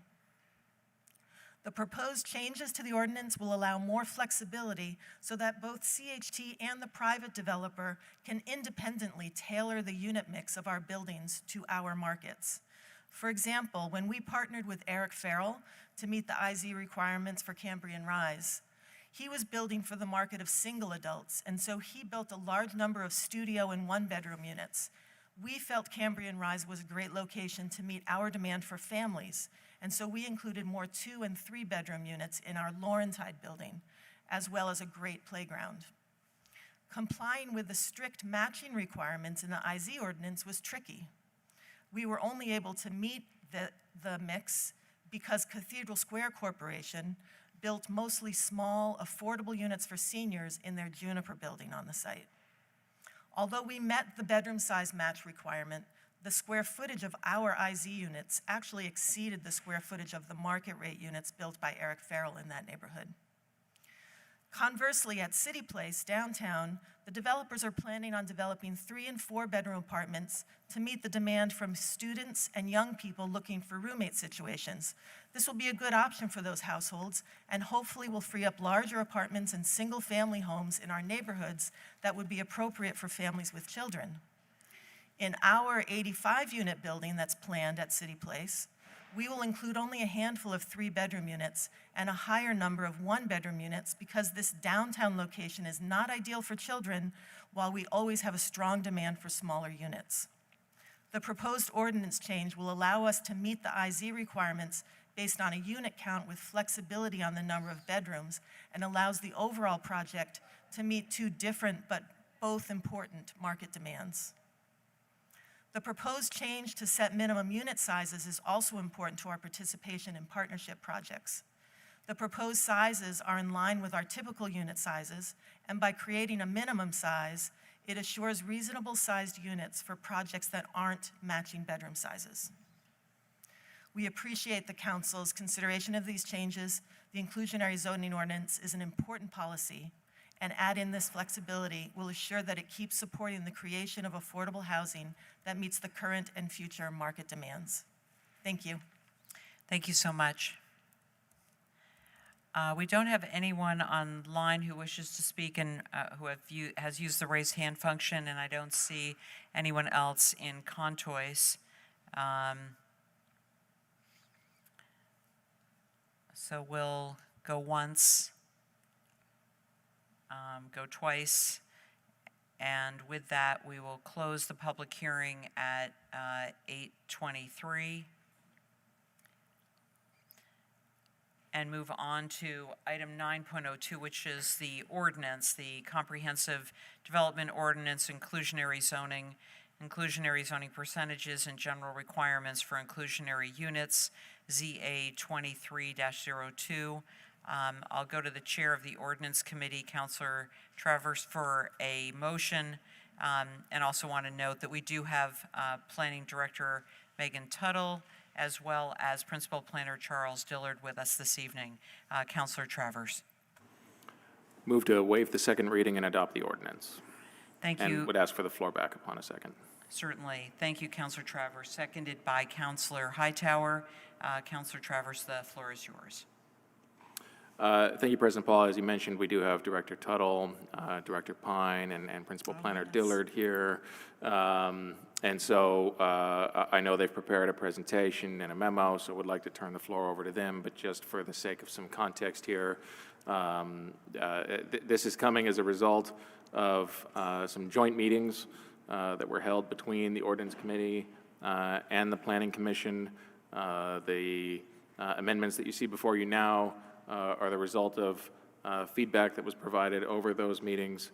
I'm excited by this. I think representative here from CHT spoke very well to it, and so would really echo the sentiments that you're hearing from the city's affordable housing developers, and would love to hear from the folks that we have here today on their presentation. Thank you. Yes, that would be great, and my apologies to CEDO Director Pine for you didn't sit down quickly enough that I saw you. So thank you as well for being here. Thank you all. We don't have a whole lot to present. We did post the slides from the last presentation in your agenda packet, and I was going to invite Charles to just briefly recap us on the 2 main changes that are included in this. Right, so I think you did have a great summary from the representative from CHT, but essentially this amendment deals with inclusionary zoning. For all those who are not familiar, this is a primary way that affordable housing is provided in Burlington and many other cities. The ordinance today regulates not just the number of affordable units that are provided, but the size of those units in terms of square footage and the number of bedrooms in each of those units. The current standards require that the bedroom mix in the inclusionary units match that in the market rate units. So if a market rate project includes 1/3 of the units as studios, 1/3 is 1 bedroom, and 1/3 is 2 bedrooms, the inclusionary units have to have that same ratio. And as the representative from CHT said, this doesn't always provide the flexibility that developers of both market rate and affordable housing are looking for. So an example might be one that she gave, where in a market rate project, it's primarily studios and 1 bedrooms that are being provided, whereas the affordable housing developer might want to build more sort of 2 or 3 bedroom units. So this amendment proposes to allow some flexibility in that bedroom mix. And in doing so, it also creates the need for the second component of the amendment, which is to allow some flexibility in the size of the units themselves. Because today, the minimum size of an inclusionary unit is tied to the size of a comparable market rate unit, so a 1-bedroom unit. In the IZ portfolio has to be no smaller than 90% of the market rate unit of that size. And so the amendment proposes to create a floor, a minimum for those unit sizes, but again, to allow that flexibility in both the unit size and bedroom mix. So that is a summary of the amendment. Great, thank you. Was there anything else that you wanted to add, or we'll just go to questions or comments from the council? Yeah, I think we're happy to take questions from the council. Great. Councilor Hightower. Thank you for coming in front of us again, both for the presentation and for this kind of sped up version of getting an ordinance through. I think it's usually very difficult to find flexibility without doing a weakening of sorts, and I think that this doesn't do that. I think it both maintains the strength of our current inclusionary zoning while also providing flexibility. So I'm really thank you to the administration, to the planning team, and your office for finding the solution and bringing it to us. And the only question that I had, which is very nitpicky, but I just can't figure out what the last amendment was that was posted, what the differences in the two versions, so if you don't mind. Yeah, I apologize. That's actually from our office. There was a typo, the 4+, the plus was missing. So it just would say 4-bedroom. So it needs to have the 4+ bedroom. Thank you. You're welcome. And again, thank you for bringing this to us so quickly, and I look forward to supporting this. Thank you, Councilor Hightower. We'll go to Councilor Bergman. I had been questioning, as you know, whether this would lead to a decrease in the number of people, not necessarily the number of units, but the number of people. And I've been convinced from the communications I've had with CHT and your office, including today, to support this. I'm all in favor of flexibility generally, as long as we're not giving away the store. So the only thing that I would love is in some relevant time in the, time period, 6, 8, 10, 12 months, that we sort of get a report back. Maybe it's in writing, it doesn't have to be extensive, but just to see what the impact of the good work that we've done is. We talk about being data-based. We talk about relying on good information and improving it, and often we pass stuff and then we walk away. So that would be helpful, and I know as someone who's somewhat skeptical, if you can get me to buy a little bit based on the numbers, then I'll maybe be differently skeptical the next time. Thank you. Thank you, Councilor Bergman. Councilor Carpenter. Thanks. A couple things. I appreciate Councilor Bergman's comment. I'll throw this over to Director Pine. I think it would be good to look at that, but I can tell you, having worked in the business for a long time, housing production is cyclical. CHT we'll do some stuff in South Burlington, and Cathedral Square will do some stuff in Essex. And so actually a collective report might be useful to us because, for example, the anecdote about Cathedral Square meeting all the one-bedroom things, well, they probably won't do another one-bedroom facility in Burlington. So it's just speaking to all the more reason why we need to pass this, because outside of the city, the housing providers tend to look at it more globally, so we just have to pay attention to that. And I just want to advocate my support for it, having been involved in pre-inclusionary zoning, advocating for it, on 2 study forces, looking at it, understanding the constraints of how the funding goes. We really do need this, and I think it's win-win. It'll get us, I think, some more housing, and that's worth keeping track of, and it'll just get us the kind of housing where we have gaps. So thank you. Thank you very much, Councilor Carpenter.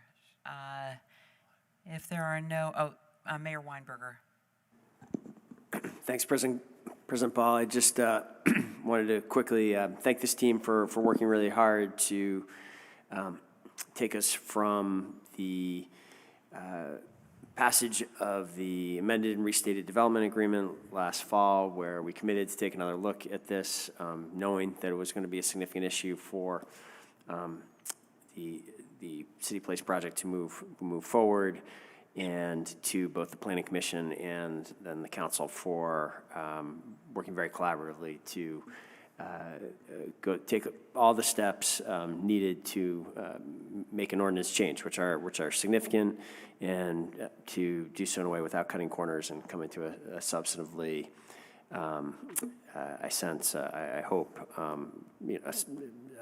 something substantively that there's broad support for, and that makes an important change necessary for CHT and City Place partners to move forward with the project that we think we all very much want to see happen. So, thank you, Mayor Weinberger. On that positive note, and seeing no others in the queue, we'll go to a vote.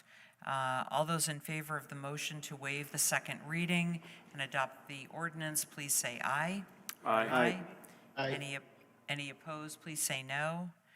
That motion passes unanimously, and as the mayor has already said, thank you, Megan, Charles, Brian, to you, your teams, the Planning Commission, for all your work on this ordinance, which we hope will be a step forward and more responsive to our changing needs. Thanks very much.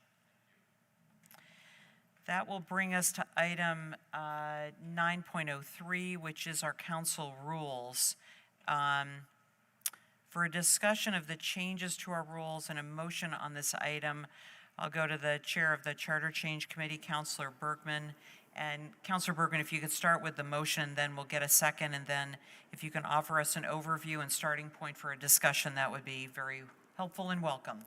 So I'd move to adopt the rules as placed before us, to waive the reading of those rules, and to get a second, after a second, to get the floor back to make it a short presentation. Great. Thank you, Councilor Bergman. So seconded by Councilor Shannon. Councilor Bergman, the floor is yours. So this council asked its Charter Change Committee to do some extra work in the last month, after we had already gave you 3 charter changes, and at least looked over the redistricting a little bit. And I have to say that the staff from the city attorney's office and my fellow councilors on the committee deserve as much credit as anybody could give. We met 3 times since we were given this, which in the end of February and in March, to give you a document that went through all of the work that the ad hoc committee did. Thank you very much for taking that on. And not only just that work, but to go through every rule. And it would be really difficult, and would have been setting myself up for much correction had I given you a memo that tried to get into the details of why we did what we did. So what you have is a memo that highlights the work that we did, but then directs you back to 3 meetings worth of minutes and say, if you want to get into the weeds about our deliberations, go at it. And I want to thank the city attorney's office especially, because these minutes are really good, including minutes from last Thursday. They're almost as good as the minutes that I used to write when I was the staff of the Ordinance Committee. But they're really, really good.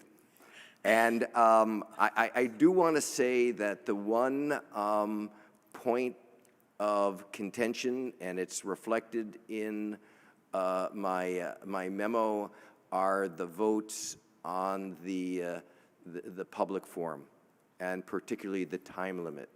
You will see there that we changed the time from 60 to 90 minutes, that we rejected a vote, we rejected a request to eliminate the time completely.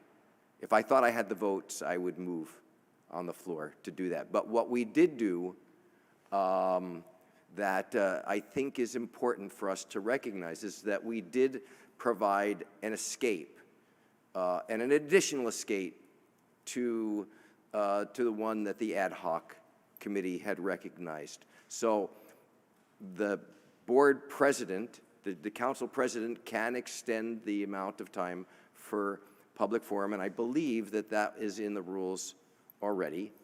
But we added that the council could also extend, obviously by majority vote of those present and voting. And I just want to say that we cut off public forum at our peril. I understand all the motivations, and I would just say, and I've been, if not on the council, for the hours of public and the days of public forum that have been recent history, but I actually was at home listening for the hours and was in this room also for some of them. So I've been through that with you. So there are a lot of other details. People can raise questions about them, mostly to try to clarify. I think that is the most important of the changes and the biggest substantive change. We did do some more flexibility in the time that public forum would be had. We reduced the amount of flexibility, and that is based on public comment that we received. And so perhaps there are questions that would guide the rest of my comments here tonight, or none, then I leave it to your pleasure. Great, thanks, Councilor Bergman, for that overview. Are there, I also wanted to acknowledge not only the Charter Change Committee who reviewed these, but also we did form an ad hoc committee on council rules. That was Councilor Shannon Hightower Barlow and myself who worked on these over last summer and into the fall. So there were a lot of councilors who had a look at these rules as they were evolving. Are there councilors who have any discussion, comments, questions? Councilor Shannon.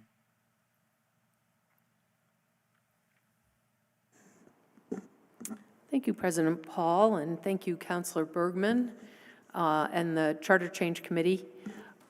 I think that the council rules really benefited from spending some time in a room with 3 attorneys and a 4th person who's very well versed in legal language, which was not so much the focus of our ad hoc committee, and the improvements that have been made here are numerous. I really appreciated the memo. I think I also appreciate that maybe you didn't explain every detail of the reasoning behind, and I'll admit I haven't read all the minutes at this point in time, but the memo was great. I, of course, would like to bring up your most contentious issue for further discussion. The ad hoc committee, the original council rules had a 30-minute time limit with the possibility of being extended by the council president. The Vermont public meeting law allows for the chairperson to create reasonable rules around limitations on public forum, which in other communities are far more limited than they are in Burlington. And our council rules reflected that, that state law giving the authority to extend public forum to the chair, the council president. I don't object to further extending that to the council. That seems like a good idea, because I think that Councilor Bergman is right, that public forum is, we have to be very sensitive to how the public is feeling. And that behooves all of us. And as council president, it's kind of nice not to have all that burden on the council president. I think actually it's good to have the buy-in from the council. So I agree with that change. But we've already extended the time from 30 minutes to 60 minutes. We still have the ability to circumvent that. And the public also, and we did discuss this in our ad hoc committee, this is not the only way the public has to communicate with us. The public is welcome to email us, to write us and put documents onto board docs that are public documents. Call us, we meet with constituents. There's a variety of ways in which people can have their say. But I think for a lot of us, we really struggle with not only the length of public forum, but the fact that we have to do our business after the public forum. And we have to be awake and sharp when we're trying to conduct the business of the city. And at a certain point, there's a real conflict there between allowing, how much public comment we allow and our ability to effectively do the business of the city. So I would ask that the council consider amending, sorry, I have to wake this thing up. It is the two places where there's discussion about the length of the public forum are in section 6 and section 16. Those are the amended section 6 and section 16, I believe. Can you tell us which one, which of the attachments you're looking at specifically? The edited version of the council rules. The one that has the highlights and changes? Yes. Plus? Okay.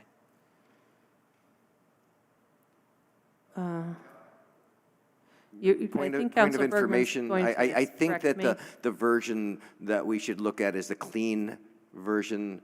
It is the final one. It's the one which was introduced, if that should have been clear, because it was the clean one. It's what we're looking at. So is it the last item? It says clean. Clean. I believe. Oh, yes, got it. That one? All right, Council Rules 613-2022, version Thank you. 5, 111-2023 revised, clean PDF. Yes, that would be the one. There is no difference in the sections, and because there are no line numbers, it's not going to make a difference, but I believe that just focusing on that will give people the document so we can all be at, and it's going to be most clear. So, may I continue? Sure, of course. Okay. The amendment would be, we don't have page numbers, unfortunately, But if you see section 6, place and date of meetings, quorum, you have A below, and on the next page you have B. And in B, you will see the 30 minutes crossed out from our prior council rules with 90 minutes added in there. So I would amend that to 60 minutes. And there's a second place where it is also referenced, which is in section 16.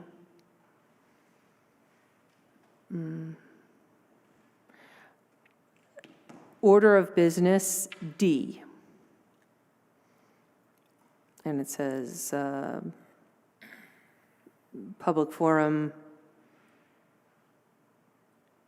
for a time certain starting no earlier than 6:30 p.m. and no later than 7:30 p.m. for no longer than 90 minutes. I would amend that to 60 minutes. So my amendment is simply changing 60 to 90 in those two places, section 6 and section 16. Okay, thank you, Councilor Shannon. As is our practice, we go to the maker, and I will go to the maker. Is that amendment friendly? I appreciate your letting me know. I won't even bother going to the seconder because I know that would be friendly, but it takes both of you. So with that, thank you for the motion, Councilor Shannon. We will go to a second to that motion. Is there a second to Councilor Shannon? Second. Thank you, Councilor Barlow. So let's have a discussion on the motion, and this is a motion to change in two places in the council rules from 90 minutes as amended to, or as proposed, to 60 minutes. And with that, I will go to Councilor Hightower. Great, thank you. Did you, I apologize, did you want the floor back, or you're, okay. Councilor Hightower. Great, thank you. I also have some concerns with the changes made specifically in this section, and I'm not sure that this amendment completely, I think that the original time was 7:30. I believe that now I'm looking at the clean version, so I can't see it anymore, but I believe the committee had moved that up, which part of the reason we moved the Board of Finance meeting was to move everything up. And so to keep, yes, I realize that this gives the flexibility of 6:30 to 7:30, but again, I feel like that again takes us to, if we have the best outcome, which is as much public forum as possible, that always takes us to 9 p.m. starting of deliberation, which I just don't think that that's a good idea for public process, for us to do our best work. Rather than seeing the 90 minutes, I would rather have us move up the public forum time. I don't think 6:30 is the earliest that we should consider starting that. And I think even if we do go with this amendment and keep it at 60 minutes, I still wish we would do 6 to 7, so that again, best case scenario, we're starting deliberations at 8 p.m., which is still rather on the late side. I think that sometimes we say, oh, but people like after work, it takes them 2 hours. I think it's just as much of a barrier to still be deliberating at midnight for folks to be around on a Monday night, which influences your sleep for the whole rest of the week for most of us, as it is to expect people to be there an hour after most people close work. I have not talked to any about this, so I'm not going to make an amendment now, but I think I would like to see an amendment, regardless of how this vote goes, to have, if we're going to have a time range, to have that time range be 6 to 7 rather than 6:30 to 7:30. Thank you. Thank you, Councilor Hightower. We'll go back to Councilor Shannon. I would be glad to make that amendment. I'm not completely sure why. Maybe Councilor Hightower just wasn't sure, not having talked to anybody, but I don't see any downside with that. We're often struggling to make it to 7:30 for public forum. I don't see us starting our meetings later than 7 o'clock, so that window of time from 6 to 7 makes sense to me. So I'm amenable to that, and I would be happy to amend my motion to include changing the time. In D, this is section 16D, to further amend that to say 6 PM and no later than 7 PM for no longer than 60 minutes. All right, so Attorney Sturdivant, we have an amendment that, a person who proposed their own amendment, who is amending their own amendment, and I imagine that will certainly be friendly to them. They had a conversation with themselves, and I'm sure it's friendly. Is that okay? That's okay. Okay. Yes. And amenable to the seconder. So we now have an amendment that will change the time of the time certain from to 6 to 7, and would change the public forum to no longer than 60 minutes. So based on that, is there anyone else who wishes to speak to this amendment? Councilor Bergman. So we moved the start time back to 6:30 to accommodate working people and all of the things that you need to do to get families in particular to work through the dinner time and then have an opportunity to go to to a public forum and participate in this process. There was a push to have it even be later, but that did not get accepted. I think that is and was compelling and in line with the schedules of most people, and particularly people who are working during the day.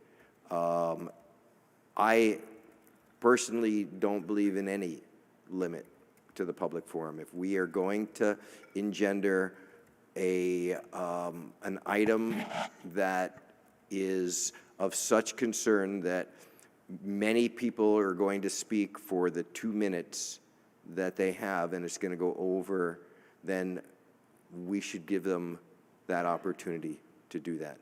It is part of our responsibility to listen, and I know I sit here with you all, and I've sat as a staff person, and I've sat in the audience as well for many decades, and I understand that, but it is, I think, our public duty to listen to the public. And to me, the legislature is not the model of democracy that I care to replicate here. We don't need to go down all the details, but I do not find their process to be one that engenders the type of participation that is particularly important in a local situation. This is where people live, and the way that they relate to the issues is very different than the way that they relate to the issues that are in Montpelier. Yeah, we have the right to do it. We have the guidance to do it. Is it the right thing for here? Not in my mind, and so I will not support an amendment to cut the 30 more minutes, a third of the time for the public. I don't think that we will get that many. We have not in the course of this year, but I've seen it in the last few years to know that there are some issues of public import that are important enough for us just to have the time to listen to people. And I'll be voting no as a result. Thank you. Thank you, Councilor Bergman. We'll go to Councilor Barlow and then to Councilor Freeman. Thank you, President Paul. I just want to point out, as Councilor Shannon mentioned, we actually extended public comment in the working group from 30 to 60 minutes. And so that represents a doubling of what was in the council rules. And I'd also say that in my 2 years on the council and previously watching the council, I can't recall a time when we haven't extended public comment when we've needed to accommodate all the speakers who wanted to speak. So I don't think updating the rules in this way would preclude us from continuing that practice. Thank you. Thank you, Councilor Barlow. We'll go to Councilor Freeman. Thank you. I do want to echo Councillor Bergman's sentiments. I agreed with his thoughts on this. I don't think that if we are going to limit it, if that's the compromise, I would, I agree that 6 seems a little bit early. I don't know why, but it seems like that was a consensus in regards to making sure that people who are, working maybe later can and have families and can still manage to join. And I do feel like 90 minutes is a good time. I understand your point that it can be extended, but like 6:30 to 8 seems like a fair bridge to go from 7:30 unlimited.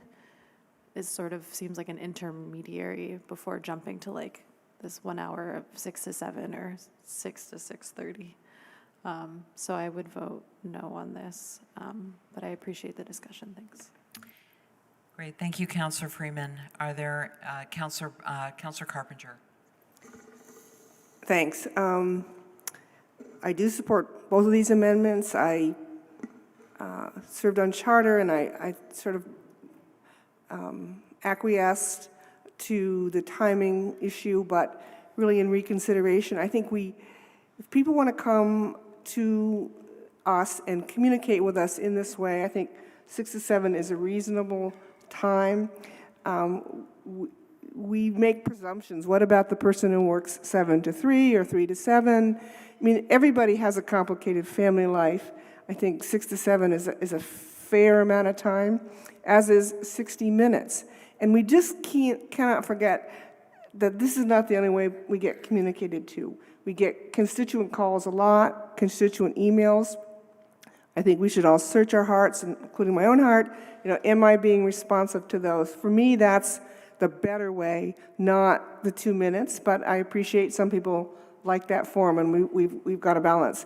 I really appreciate the fact that we're putting the written comments as part of the record, and I think that's actually really a big step forward, because people know that I actually see that the best because I read it, because I got the agenda item up. We used to put them on consent, and that wasn't as effective. So I think putting them as part of the record is a better process. I think that those times are very fair. I also think if we have a hotly contested issue, maybe we should get in a better practice of setting a hearing just on that issue. The budget's going to come up. Maybe we, not a cursory, but a real substantive. We're going to do the budget. Come talk to us just about the budget. Don't talk to us about, or another topic might come up. Come and talk to us about that topic.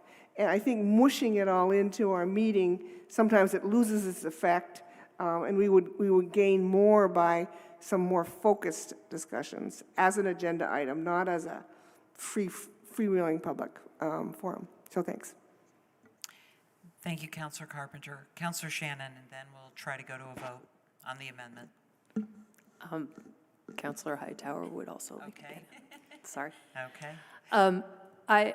As somebody who has raised a family while serving on the city council, I completely agree that 7 o'clock is at least much more convenient for my family. Starting our meetings earlier than that is really difficult for my family because it doesn't really allow us to eat dinner together. And if what we want to do is accommodate families, we probably should not have moved all our council meetings up earlier. It's not, well, I'll say again, it's not convenient for my family. Other families operate differently and people prefer those earlier hours. I also know bus drivers who can't come to they can't come to the public forums at all because because of the hours that they work with their split shifts, and there isn't a time that really accommodates everyone. So I do appreciate the desire to accommodate families, but I think generally city council meetings are very inconvenient for families. We do have other ways to communicate. So, thanks. Thank you, Councillor Shannon. Councillor Hightower. I very much appreciate the earlier times, I do think it does make a real difference. And I think it does mean that some people might actually stay for the substantive part of the meeting. And I will still be voting no on this, although I greatly appreciate the amendment, because I do agree that, as has been our practice, it's better to hear out the public forum, and I would just rather have that be the baseline of our, what we're going into it with. So I agree with the colleagues on my left on that. I would say that I would feel differently about the earlier time if we didn't have hybrid meetings, but the amount of folks who use the opportunity to call in, you know, and it's like, yes, you have to listen for your name, but I think it definitely, we have greatly expanded access to public forum, and I think expanding it in that way makes it accessible to people even if they're still coming home from work or just getting home and cooking dinner. Thank you. Thank you, Councillor Hightower. Looks like we've exhausted all the comments on this amendment. So we will go to a vote on the amendment. So the amendment is to change the public forum time from 6 to 7, from what it is in the draft council rules, and then to change the public forum amount of time from 90 minutes to 60 minutes. So we'll try a show of hands. Although actually we do have Councillor Jang joining us by Zoom, so maybe it would be easier if we do it by roll. Lori, thank you. Yes. No. Yes. Yes.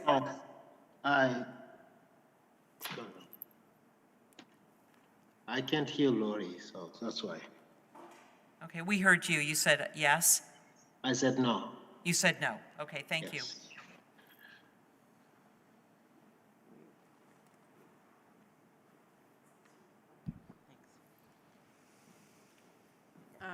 Councillor Jang? He said no. I hadn't called him yet. Okay. You called me now? Yeah, Councillor Jang, if you could just repeat your vote, please. No. Thank you. Councillor Freeman? No. Councillor Hightower? No. Councillor McGee? No. Councillor Shannon? Yes. Councillor Travers? No. City Council President Paul? Yes. 5 ayes, 6 nays. Okay. That motion fails. So we're back to our rules as presented by Councillor Bergman. Is there anyone else who has any comments on that, or should we go to? I'm sorry. What do you have a question? Does that count right? There were, yes, there were 6. There were 11 of us. There were 6. There were 6. Yeah, there were 6 no's and 5 yeses. That's right. So the motion failed. Yes. 1, 2, 3, 4, 5, 6. No, Ben voted no. There are 11 of us. I know. Okay. 1, 2, 3, So we're 4, gonna. 5, 6. No. Yes, I know. Ben voted no. I know. Okay. 1, 2, 3, 4, 5, and Ali is 6. You voted no? Sorry. Yes. Oh. That's what I missed. Sorry. Okay. That was a hard one. I think there were parts of it that some liked and some didn't like, but you got to vote on the motion as it is. So we are back to the original council rules as presented by Councillor Bergman. If there are no other comments or amendments, we can go to a vote. Councillor Travers. So this is just with respect to the vote that we just had there. So by means of explanation on that and just a bit more discussion around the discussion that we had there at the committee level, I was the one who had proposed our going from 60 to 90 minutes before the Charter Change Committee, and that passed in the version that, that came forward here with the support of Councilor Bergman as well. The discussion at the Charter Change Committee, and you've heard from Councilor Bergman on this, we also at our last meeting had Councilor-elect Grant join us and spoke to this as well, was really a debate around whether or not we should have any time limits at all around public forum. I agree with the sentiments that have been raised by my colleagues here, that I do think that we need to have some time limits around public forum. I'm mindful of the fact that our rules still do, and even if we pass the amended rules this evening, prohibit us from conducting any deliberative business subsequent to 10:30. And so unless, with 2/3 majority, we move to suspend our rules. And so I know we've been pretty collaborative on that point to date, but I can envision a future where that may not be the case, and the council could be, I hope not to envision it, but it's nonetheless possible that the council could be stuck with that rule and not being able to move if public forum lasts too long. All that said, the existing 30 minutes, I'm hard-pressed, President Paul, to see you or any council president enforce 30 minutes. I think that if we really have enough people here speaking on an issue that has brought folks out such that we take up a full hour of public forum, I'm also hard-pressed to believe that we're going to enforce that limitation if we still have folks here who are wanting to speak on it further. So I propose 90 minutes as a compromise between the 60 minutes that we had from the ad hoc group and the other argument that we were hearing from folks around not wanting any limitation at all. All that's to say, I hear Councilor Hightower's point with respect to if we are at 90 minutes and we begin public forum at 7:30, that potentially takes us to 9 o'clock, and to bring us back to our supposed to being done at 10:30, it really only gives us an hour-and-a-half window there. And so if Councilor Hightower wanted to again present the point with respect to potentially allowing us to start public forum earlier, that is an issue that I may be more open to and can come around to here. I think the council is already starting its meetings earlier on in the evening, and I'm not opposed to our getting to public forum earlier in our agenda. Thank you, Councilor Travers. Yes, Councilor Hightower. I'm just looking to City Attorney Kim on, because we did not divide the question, so if I just bring forward part of the question, is that substantively different?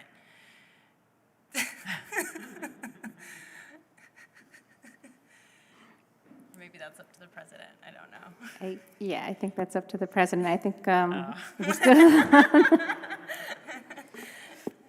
we're still on the main motion, though. We have not divided or amended. I mean, we've amended that motion or tried to amend that motion once. You could also try to amend it still one more time, but. Well, we amended it, and then we've already voted on it. Voted no. And debated it. So what you're saying is that you can then go now and bring forward the same? It's not the same. Well, no, it's not the same amendment because you amended the amendment to include two versions of it. So, I mean, so this would be a separate amendment. Okay, so is it? Okay, I can just try to move it. And we'll see. Let me just ask the question. So what you're saying is that even though we had voted on the changing the time to 60 minutes and changing the time of public forum to 6 to 7, that if Councilor Hightower wanted to make an amendment before we vote, that would go back to the 6 to 7, that is permissible to do so? I believe so. The other amendment was two parts of the same amendment. You ended up making the amendment a friendly, so what was voted on as just one amendment. Okay. Which is a different amendment than this is going to be now. Okay, all right. Councilor Hightower, do you want to make that amendment? Do you want to make that motion? Yes, I will move to have the language read for time certain starting no earlier than 6 and no later than 7. Okay. Unless I have to do 5:59 and 7:29. It isn't even that late, and you're already saying things like this. Were you raising your hand to second that? Yes. You are raising your hand. We have a second. Counselor Shannon, you had wanted to ask something. No? Mayor Weinberger, did you want to ask something? I just want to bring us back to the point that we talked about during the council retreat, that the problem, or at least maybe not a problem, but something that will happen if we starting the public forums at 6 is I think we will frequently not be able to do what we did tonight of having the executive sessions before public forum and councilor business begins, which seems to have been a popular innovation in recent years. And I think that is going to end up being challenging with 6 o'clock starts. Thank you, Mayor Weinberger. Counselor Travers, did you want to add to that? Well, I think Councilor Hightower and I may have the same point here, we'll see. But to clarify, my understanding is the amendment is not that public forum will always start at 6 o'clock. It would permit us to schedule it no earlier than 6 o'clock, no later than 7 o'clock. And so I do think that still permits us the flexibility to, if we had an evening where we had an executive session, then we could schedule public forum still to begin at 7 o'clock. On those evenings that we don't have a working group or an executive session, we could schedule public forum to begin as early as 6 o'clock. That's my understanding of the amendment, at least, and I see Councilor Hightower giving a thumbs up, so. Okay, so we actually don't need to vote on this, assuming that to Counselor Bergman and Counselor Shannon, this is a friendly amendment. Is this a friendly amendment? Well. It's a yes or no. I understand that. I think that in the spirit of us all trying to get along and make this happen, and in light of the last vote, it will be a friendly amendment. How is that for you? Okay. Counselor Shannon, is that a friendly amendment? This has already been debated, and it is not a friendly amendment. Okay, well, then we have a first, we have a second. Is there anyone who wishes to comment on the amendment before us, which is starting no earlier than 6 and no later than 7 p.m.? Seeing none, we'll go to a vote. All those in favor of the amendment changing the public forum to no earlier than 6 and no later than 7, please raise your hand.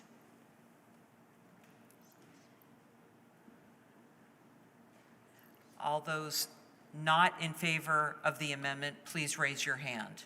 So there are three, and my apology, you know what? Counselor Jang, could you let me know if you've were you in favor of that amendment? Was your vote yes or no on that? I'm voting no. You're voting no. All right, so that means there are 4 against, which means there are 7 in favor. That amendment passes. So we are back to our council rules. Are there any other amendments or any other comments on on council rules before we go to a vote on our council rules and the motion to adopt the revised council rules as now amended? Seeing none, we'll go to a vote. All those in favor of the motion to adopt the revised council rules as amended, please say aye. Aye. Aye. Any opposed, please say no. That motion passes unanimously. We have new council rules. Thank you so much again to the members of the Charter Change Committee, the ad hoc committee who volunteered to take a look at these and have a first go around. That was Councilor Shannon, Hightower, Barlow, and myself. I think we met 4 times, maybe 5, over last summer and fall. That will bring us to the final item on our deliberative agenda, which is 9.04, the report on the CNA recommendations. And This item came to the Public Safety Committee last year, and for this item, I'll go to the Chair of Public Safety, Councillor McGee, for a motion and then a second, and then we'll, if you'd like the floor back, you can give us an overview of the report. Thank you, President Paul. I would move that we waive the reading and accept the recommendations in the report and ask for the floor back after a second. Thank you so much, Councillor McGee. Seconded by Councillor Hightower. Yes, last year's member of the Public Safety Committee. Please go ahead, Councillor McGee. Thank you, President Paul. The report we're discussing here tonight is the result of a weeks-long process that began in the early stages of last year. The previous Public Safety Committee, composed of President Paul, Councillor Hightower, and former Councillor Stromberg, assembled a working group made up of community stakeholders to undertake the daunting task of discussing each of the 150 recommendations made by CNA in their functional and operational assessment of the Burlington Police Department.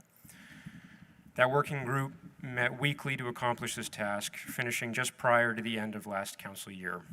The recommendations outlined in the report before us are related to prioritizing implementation of each of them, each of the CNA recommendations, acknowledging that resources and bandwidth limit our ability to do all of these things overnight. The group recognized that many of these recommendations are connected to shifting culture within the department, and as such, those recommendations point to work that will be ongoing and won't simply be marked off as completed, particularly with regard to changing behavior, addressing bias, and engaging the community more collaboratively. The Public Safety Committee believes that the recommendations highlight that the redrafting of DD40 must be a top priority.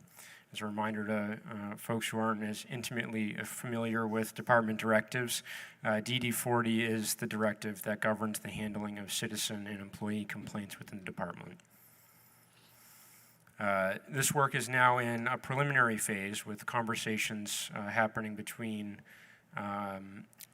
members of the department and members of the Police Commission and the Public Safety Committee as well, along with amending a number of other department directives, which will be discussed at the Police Commission tomorrow evening.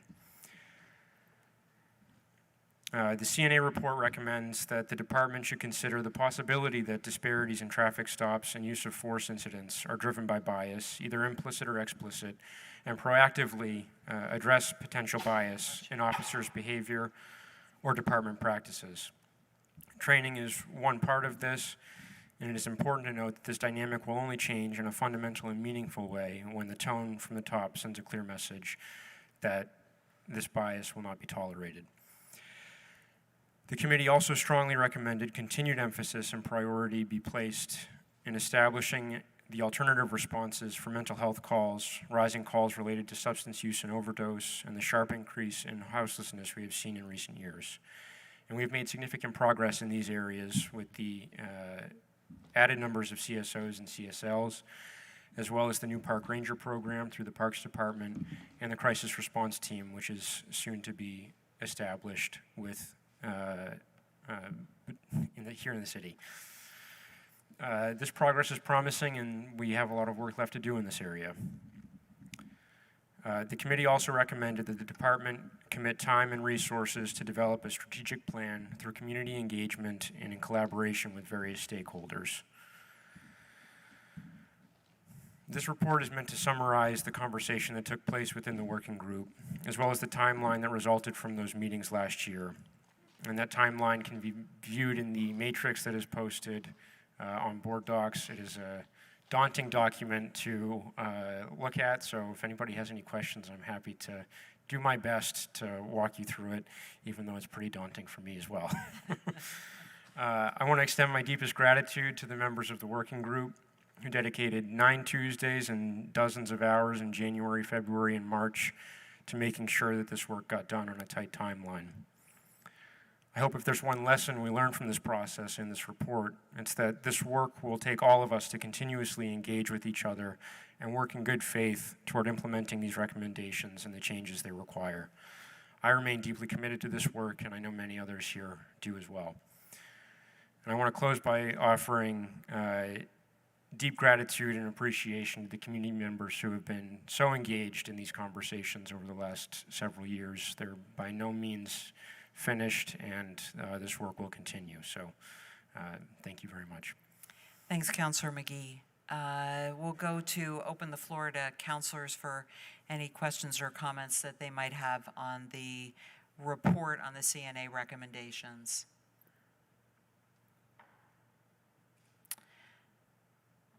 Seeing none, I just will simply add that it was a pleasure serving on the Public Safety Committee.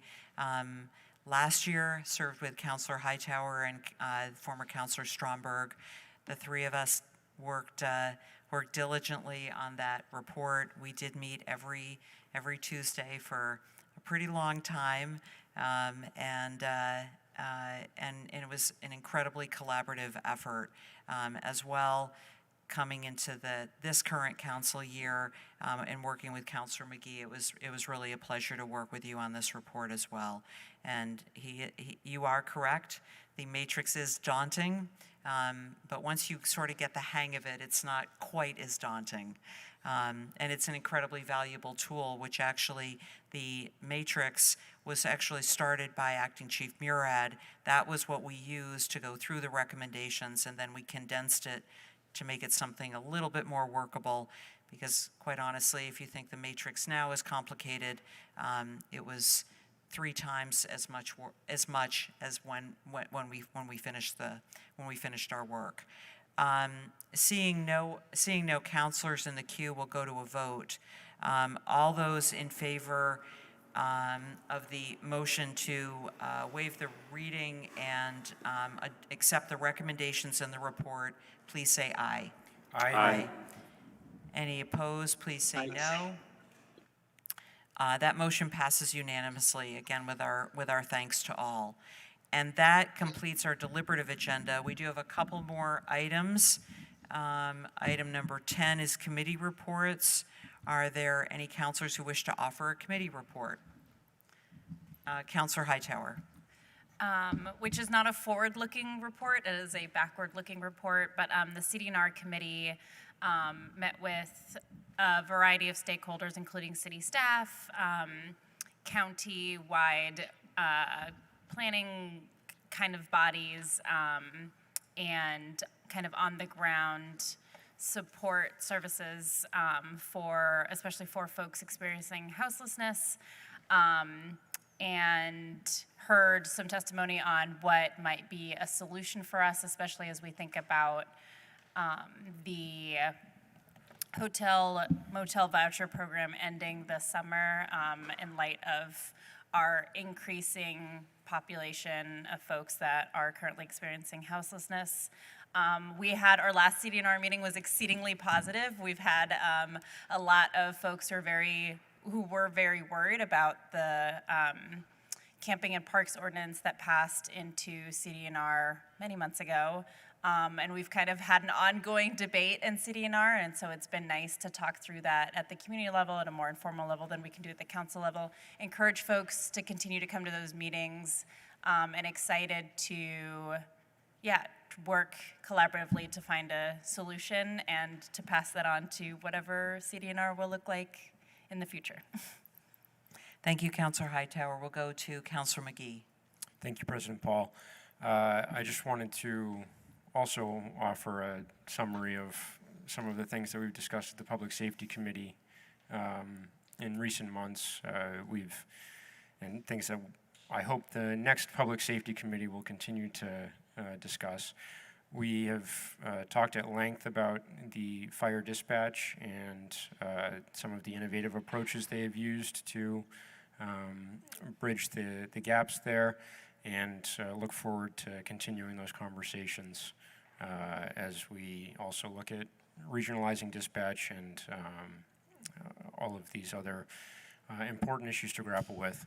And I also look forward to continuing the work of redrafting and amending the department directives in collaboration with the Police Commission and Shannon Trammell at the Police Department, who has been really just exceptional in terms of making sure that those items move forward. thank you to everyone with for your patience as I get used to being committee chair for the first year. Thank you, Councillor McGee. We'll go to Councillor Shannon. Thank you, President Paul. So I have a report on several committees. One is the reappraisal committee, which did submit their report to Councillor Paul, and I'd like to thank those committee members who, that was to be staffed by the city attorney's office. And while we did have staffing from the city attorney's office, it was recognized that the city attorney's office is very short-staffed. And so it was the committee members who really wrote that report with James Unsworth and Alan Bierke, you know, taking a big lead on that. So this was a committee that that really went above and beyond in terms of just drafting the whole report, and it was a challenging committee, and I think they did good work.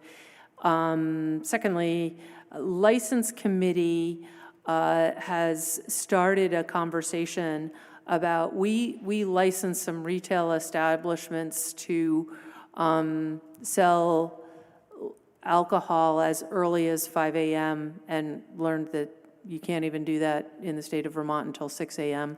And we have been having a discussion about possibly moving that later, as we do have some people in the habit of starting drinking very, very early and becoming very problematic in our downtown.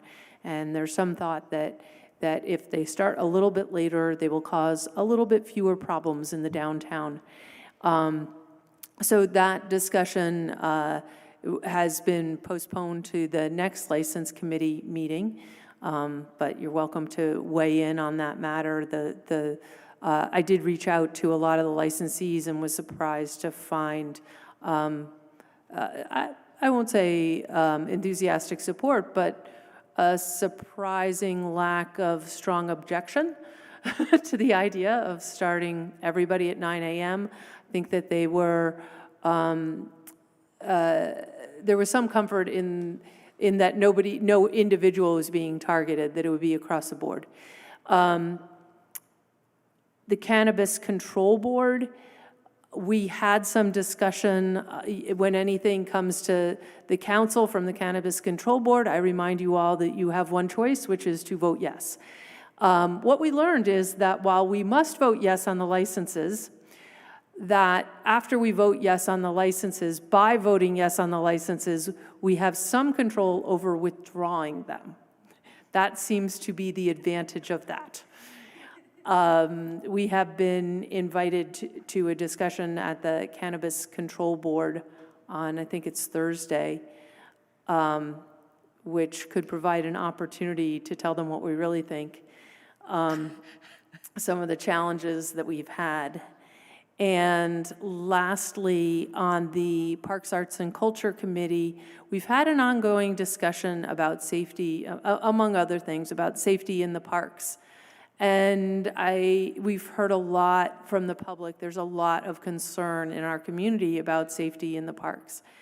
And I can't say that we've reached a satisfactory conclusion on that topic. I think that that's an ongoing concern in this community that needs to continue to be a concern of this council and the subcommittee. Thank you. Thank you, Councillor Shannon. Are there any other committee, Councillor Barlow, and then we'll go to Councillor Carpenter. The Transportation, Energy, and Utility Committee will be meeting tomorrow, Tuesday, 3/28, 5 p.m. at 645 Pine Street.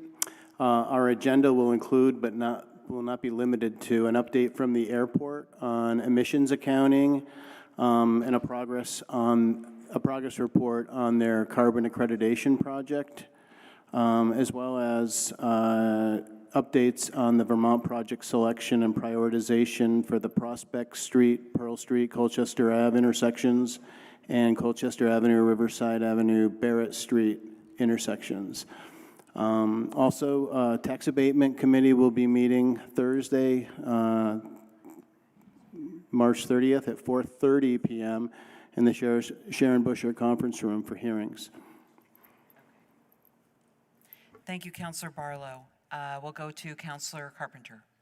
I just want to report that the HR committee, who spends a better part of its time on reviewing sometimes appeals for union, is starting work on reviewing the comprehensive personnel policy of 170 pages. We're not going to review all of it, but it's needed some updating in language, and we're just beginning that process. We're going to look at cell phone policy and remote work policy coming up. I also just would like to make an editorial comment, not about the HR committee, but about committees in general for the public, to make sure they understand that they can come to the committees for public forum. And I personally think that's a very meaningful way for constituents to let us know what they're thinking about topical issues. And I hope we continue to encourage them and let them know when the committees are meeting. Thank you very much, Councillor Carpenter. Councillor Travers. Just briefly, while it will be in the next council year, the Ordinance Committee has scheduled a meeting for April 19th. The one item on our deliberative agenda will be to consider the proposed rezoning amendments for the South End Innovation District. I know a number of members of the public in the South End have been, as well as around the city, have been very interested in this matter. So I want to make sure folks are well aware of it before the meeting date, April 19th. Thank you. Great, thank you, Councillor Travers. I think we've covered just about every committee this evening. Can I? Oh, my apologies. Go ahead, Councillor Jang. No problem. Thank you. So, I mean, I think we, the Racial Equity, Inclusion and Belonging Committee, our last meeting was canceled, but we had a chance to particularly thank both Councillor Freeman and Councillor Brandt for their involvement in that committee. And our previous meeting, we had a chance to really thank them because they will not be returning, and just wanted to say it as here. The second elements that I wanted to add into the PAC committee, Parks, Arts, Culture Committee, we received actually the chief, Burlington Police Department Chief Murad. And I think he expressed that there is, that the police officers are no longer, for example, doing their job because of the scrutiny about policing in this community long time ago, which is really, really, really concerning. And with the CNA report, I really hope that you will look into processes for the city of Burlington to bring some level of truth and reconciliation between the council and the police department. It is needed in order for them to do their job right, in order for all of us to come together and try to make sure that everyone feels safe in the city of Burlington. Thank you. I think that wraps up the committee reports. Thank you to all for your committee reports, particularly those that are wrapping up the year. It's always great to hear about the work that you have done over the past year. That will bring us to item 11, which is City Council General City Affairs. Are there councilors who wish to offer comments on general city affairs? Yes. Go ahead, Councillor Jang.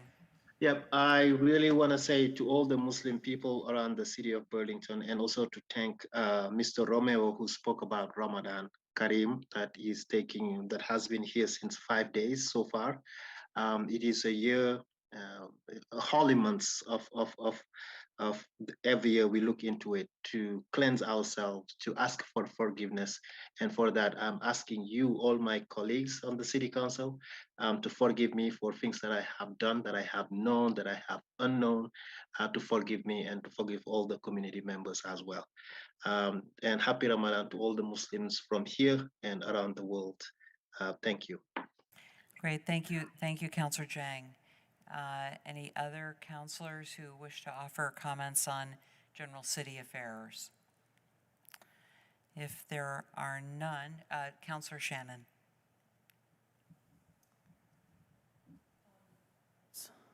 Thank you, President Paul.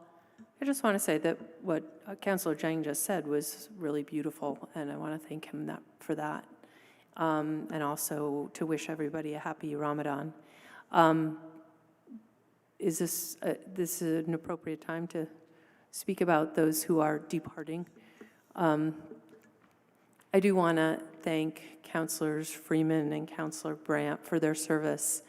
And specifically, I realize that we've had many contentious times, Councilor Freeman, but I want to say that I really respect your independent thinking.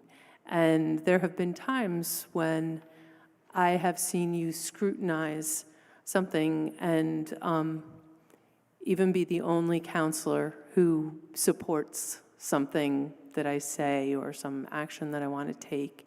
And I appreciate your independence in that way, and your dedication to the job here.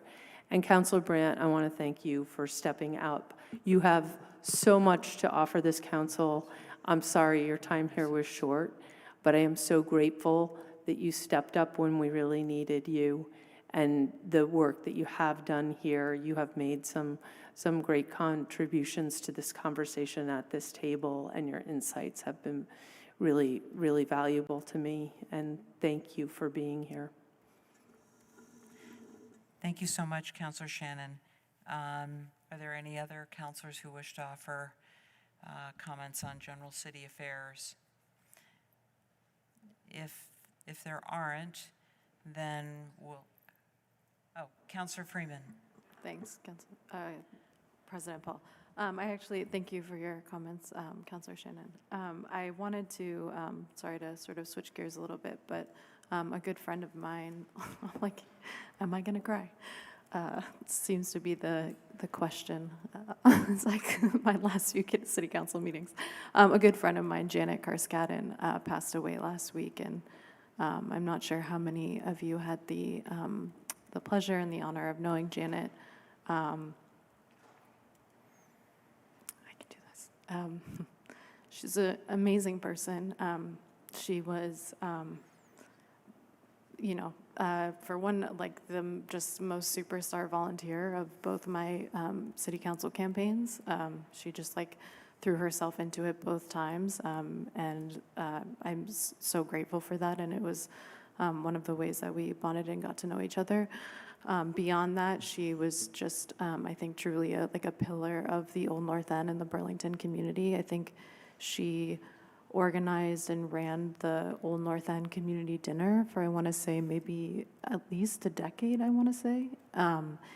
She also had a wonderful business down on Kilburn Street in the South End called Evolution PT. She was a physical therapist and practiced yoga. Really, for me, one of the most beautiful people I've ever met. And I feel very heartbroken at her loss, and it's a loss for the community, but I don't want that to overshadow just celebrating what a wonderful person she was and how much she dedicated herself to community service. She was just so brilliant and also so kind, extremely gracious. I think in so many ways she was the best of us, and any of us would be lucky to be a little bit more like her. She was a truly incredible person.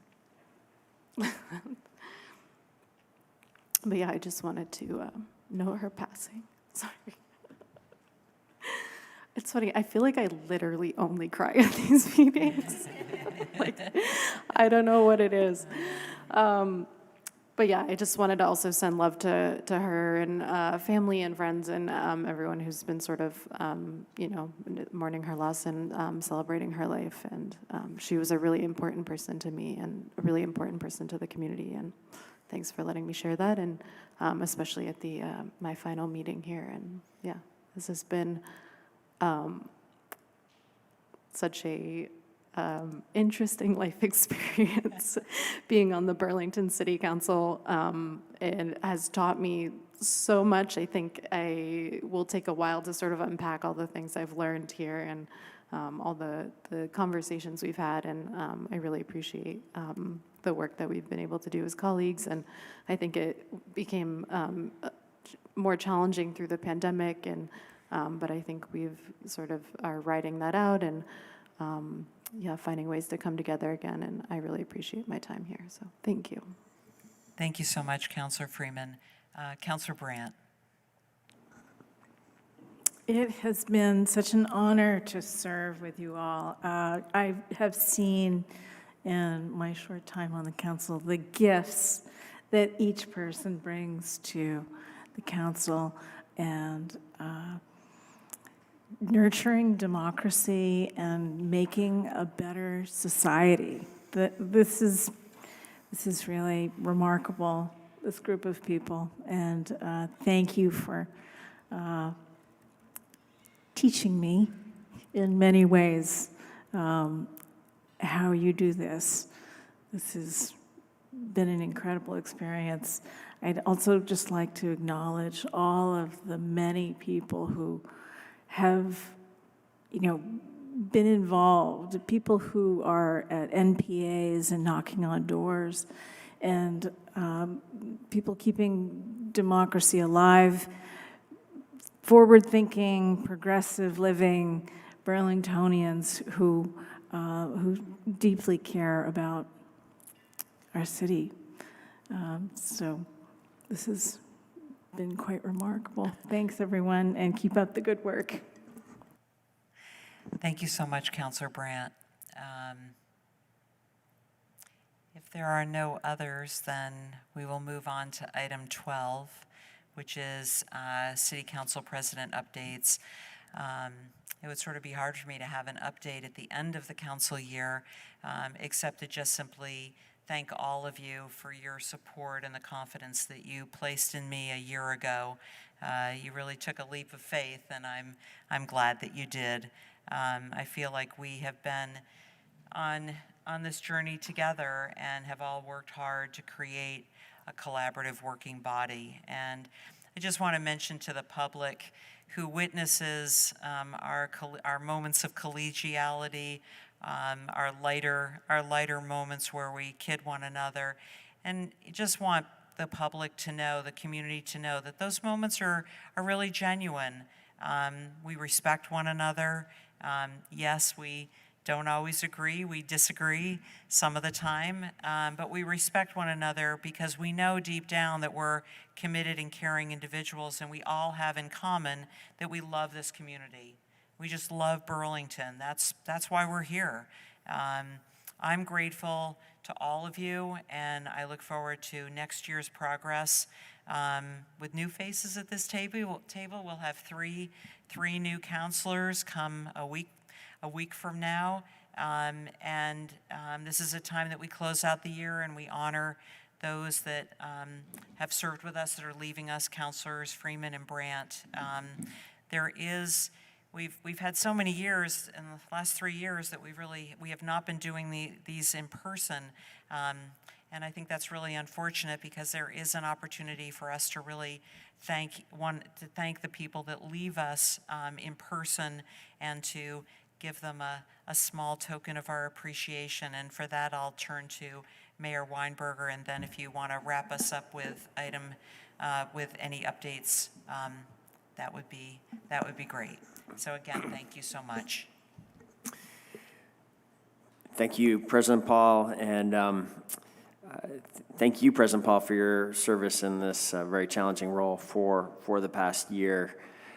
I think you've done a remarkable job really restoring civility and collegiality to the way we work together at this table, and the way we engage with the public. And you also, I think what the public doesn't see is the long hours that you put in ahead of the meetings to make sure that we avoid unnecessary conflict here through lack of preparation and being ready. And sometimes we have to debate. It's a critical part of this process, but you've helped us keep that focused on the substance and on moving the city forward. I do get to offer a small token of appreciation to the two counselors that are leaving tonight. We have plaques memorializing your time on the service to share with Counselors Freeman and Brandt, and I will personally deliver them to you in a moment. Before doing so, I do just want to thank you both for your service. Councilor Brandt, yes, far too short of a time working together, but very appreciative that you stepped up to serve the city on short notice in a critical time. And I of course have known you for years and enjoyed knowing you. And as parents of women growing up in this community, I'm so grateful we've had this chance to work directly together, even if it was only for a few months. And I hope you will stay involved with city affairs in this elevated way going forward. And Councilor Freeman, you served the city during some of the most challenging years the city has faced in decades, and you always came to this table with great authenticity and sincerity, earnestness. I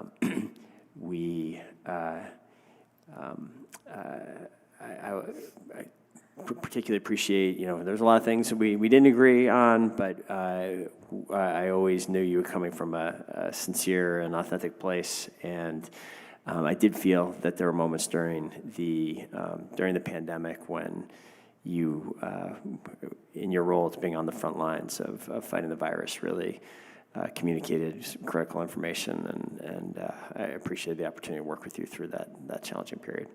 So I wish you both the best in all your future endeavors.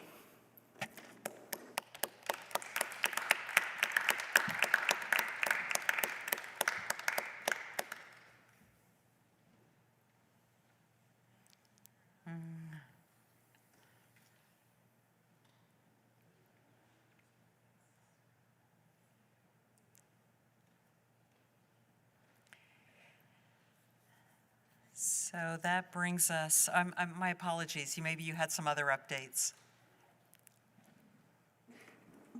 I had just one more thing to say. This is, tonight is about goodbyes, and then very quickly we'll be back in this room once again a week from now for our annual tradition of Organization Day, and where we will be welcoming 3 new councilors to this table. We will be electing a city council president. We will be appointing a new board of finance, and I'm looking forward to sharing my 12th State of the City address with you all, with the public on Monday night, starting at 6 o'clock. In this case, we actually are moving it up to 6 o'clock, and it's not going to cause any problems. In fact, it's going to be a great thing. Look forward to seeing you all then. Thank you so much, Mayor Weinberger. That brings us to the end of our agenda. So I'll ask for a motion to adjourn. How about it, Councilor Freeman? So moved. So moved. Seconded by Councilor Brandt. Thank you both. All those in favor of the motion to adjourn, please say aye. Aye. Any opposed, please say no. At 9:47, we are adjourned. Thank you for joining us this evening. As the mayor indicated, our next meeting is our annual Organization Day on April 3rd at 6 p.m., and we'll look forward to seeing you then. Have a good evening.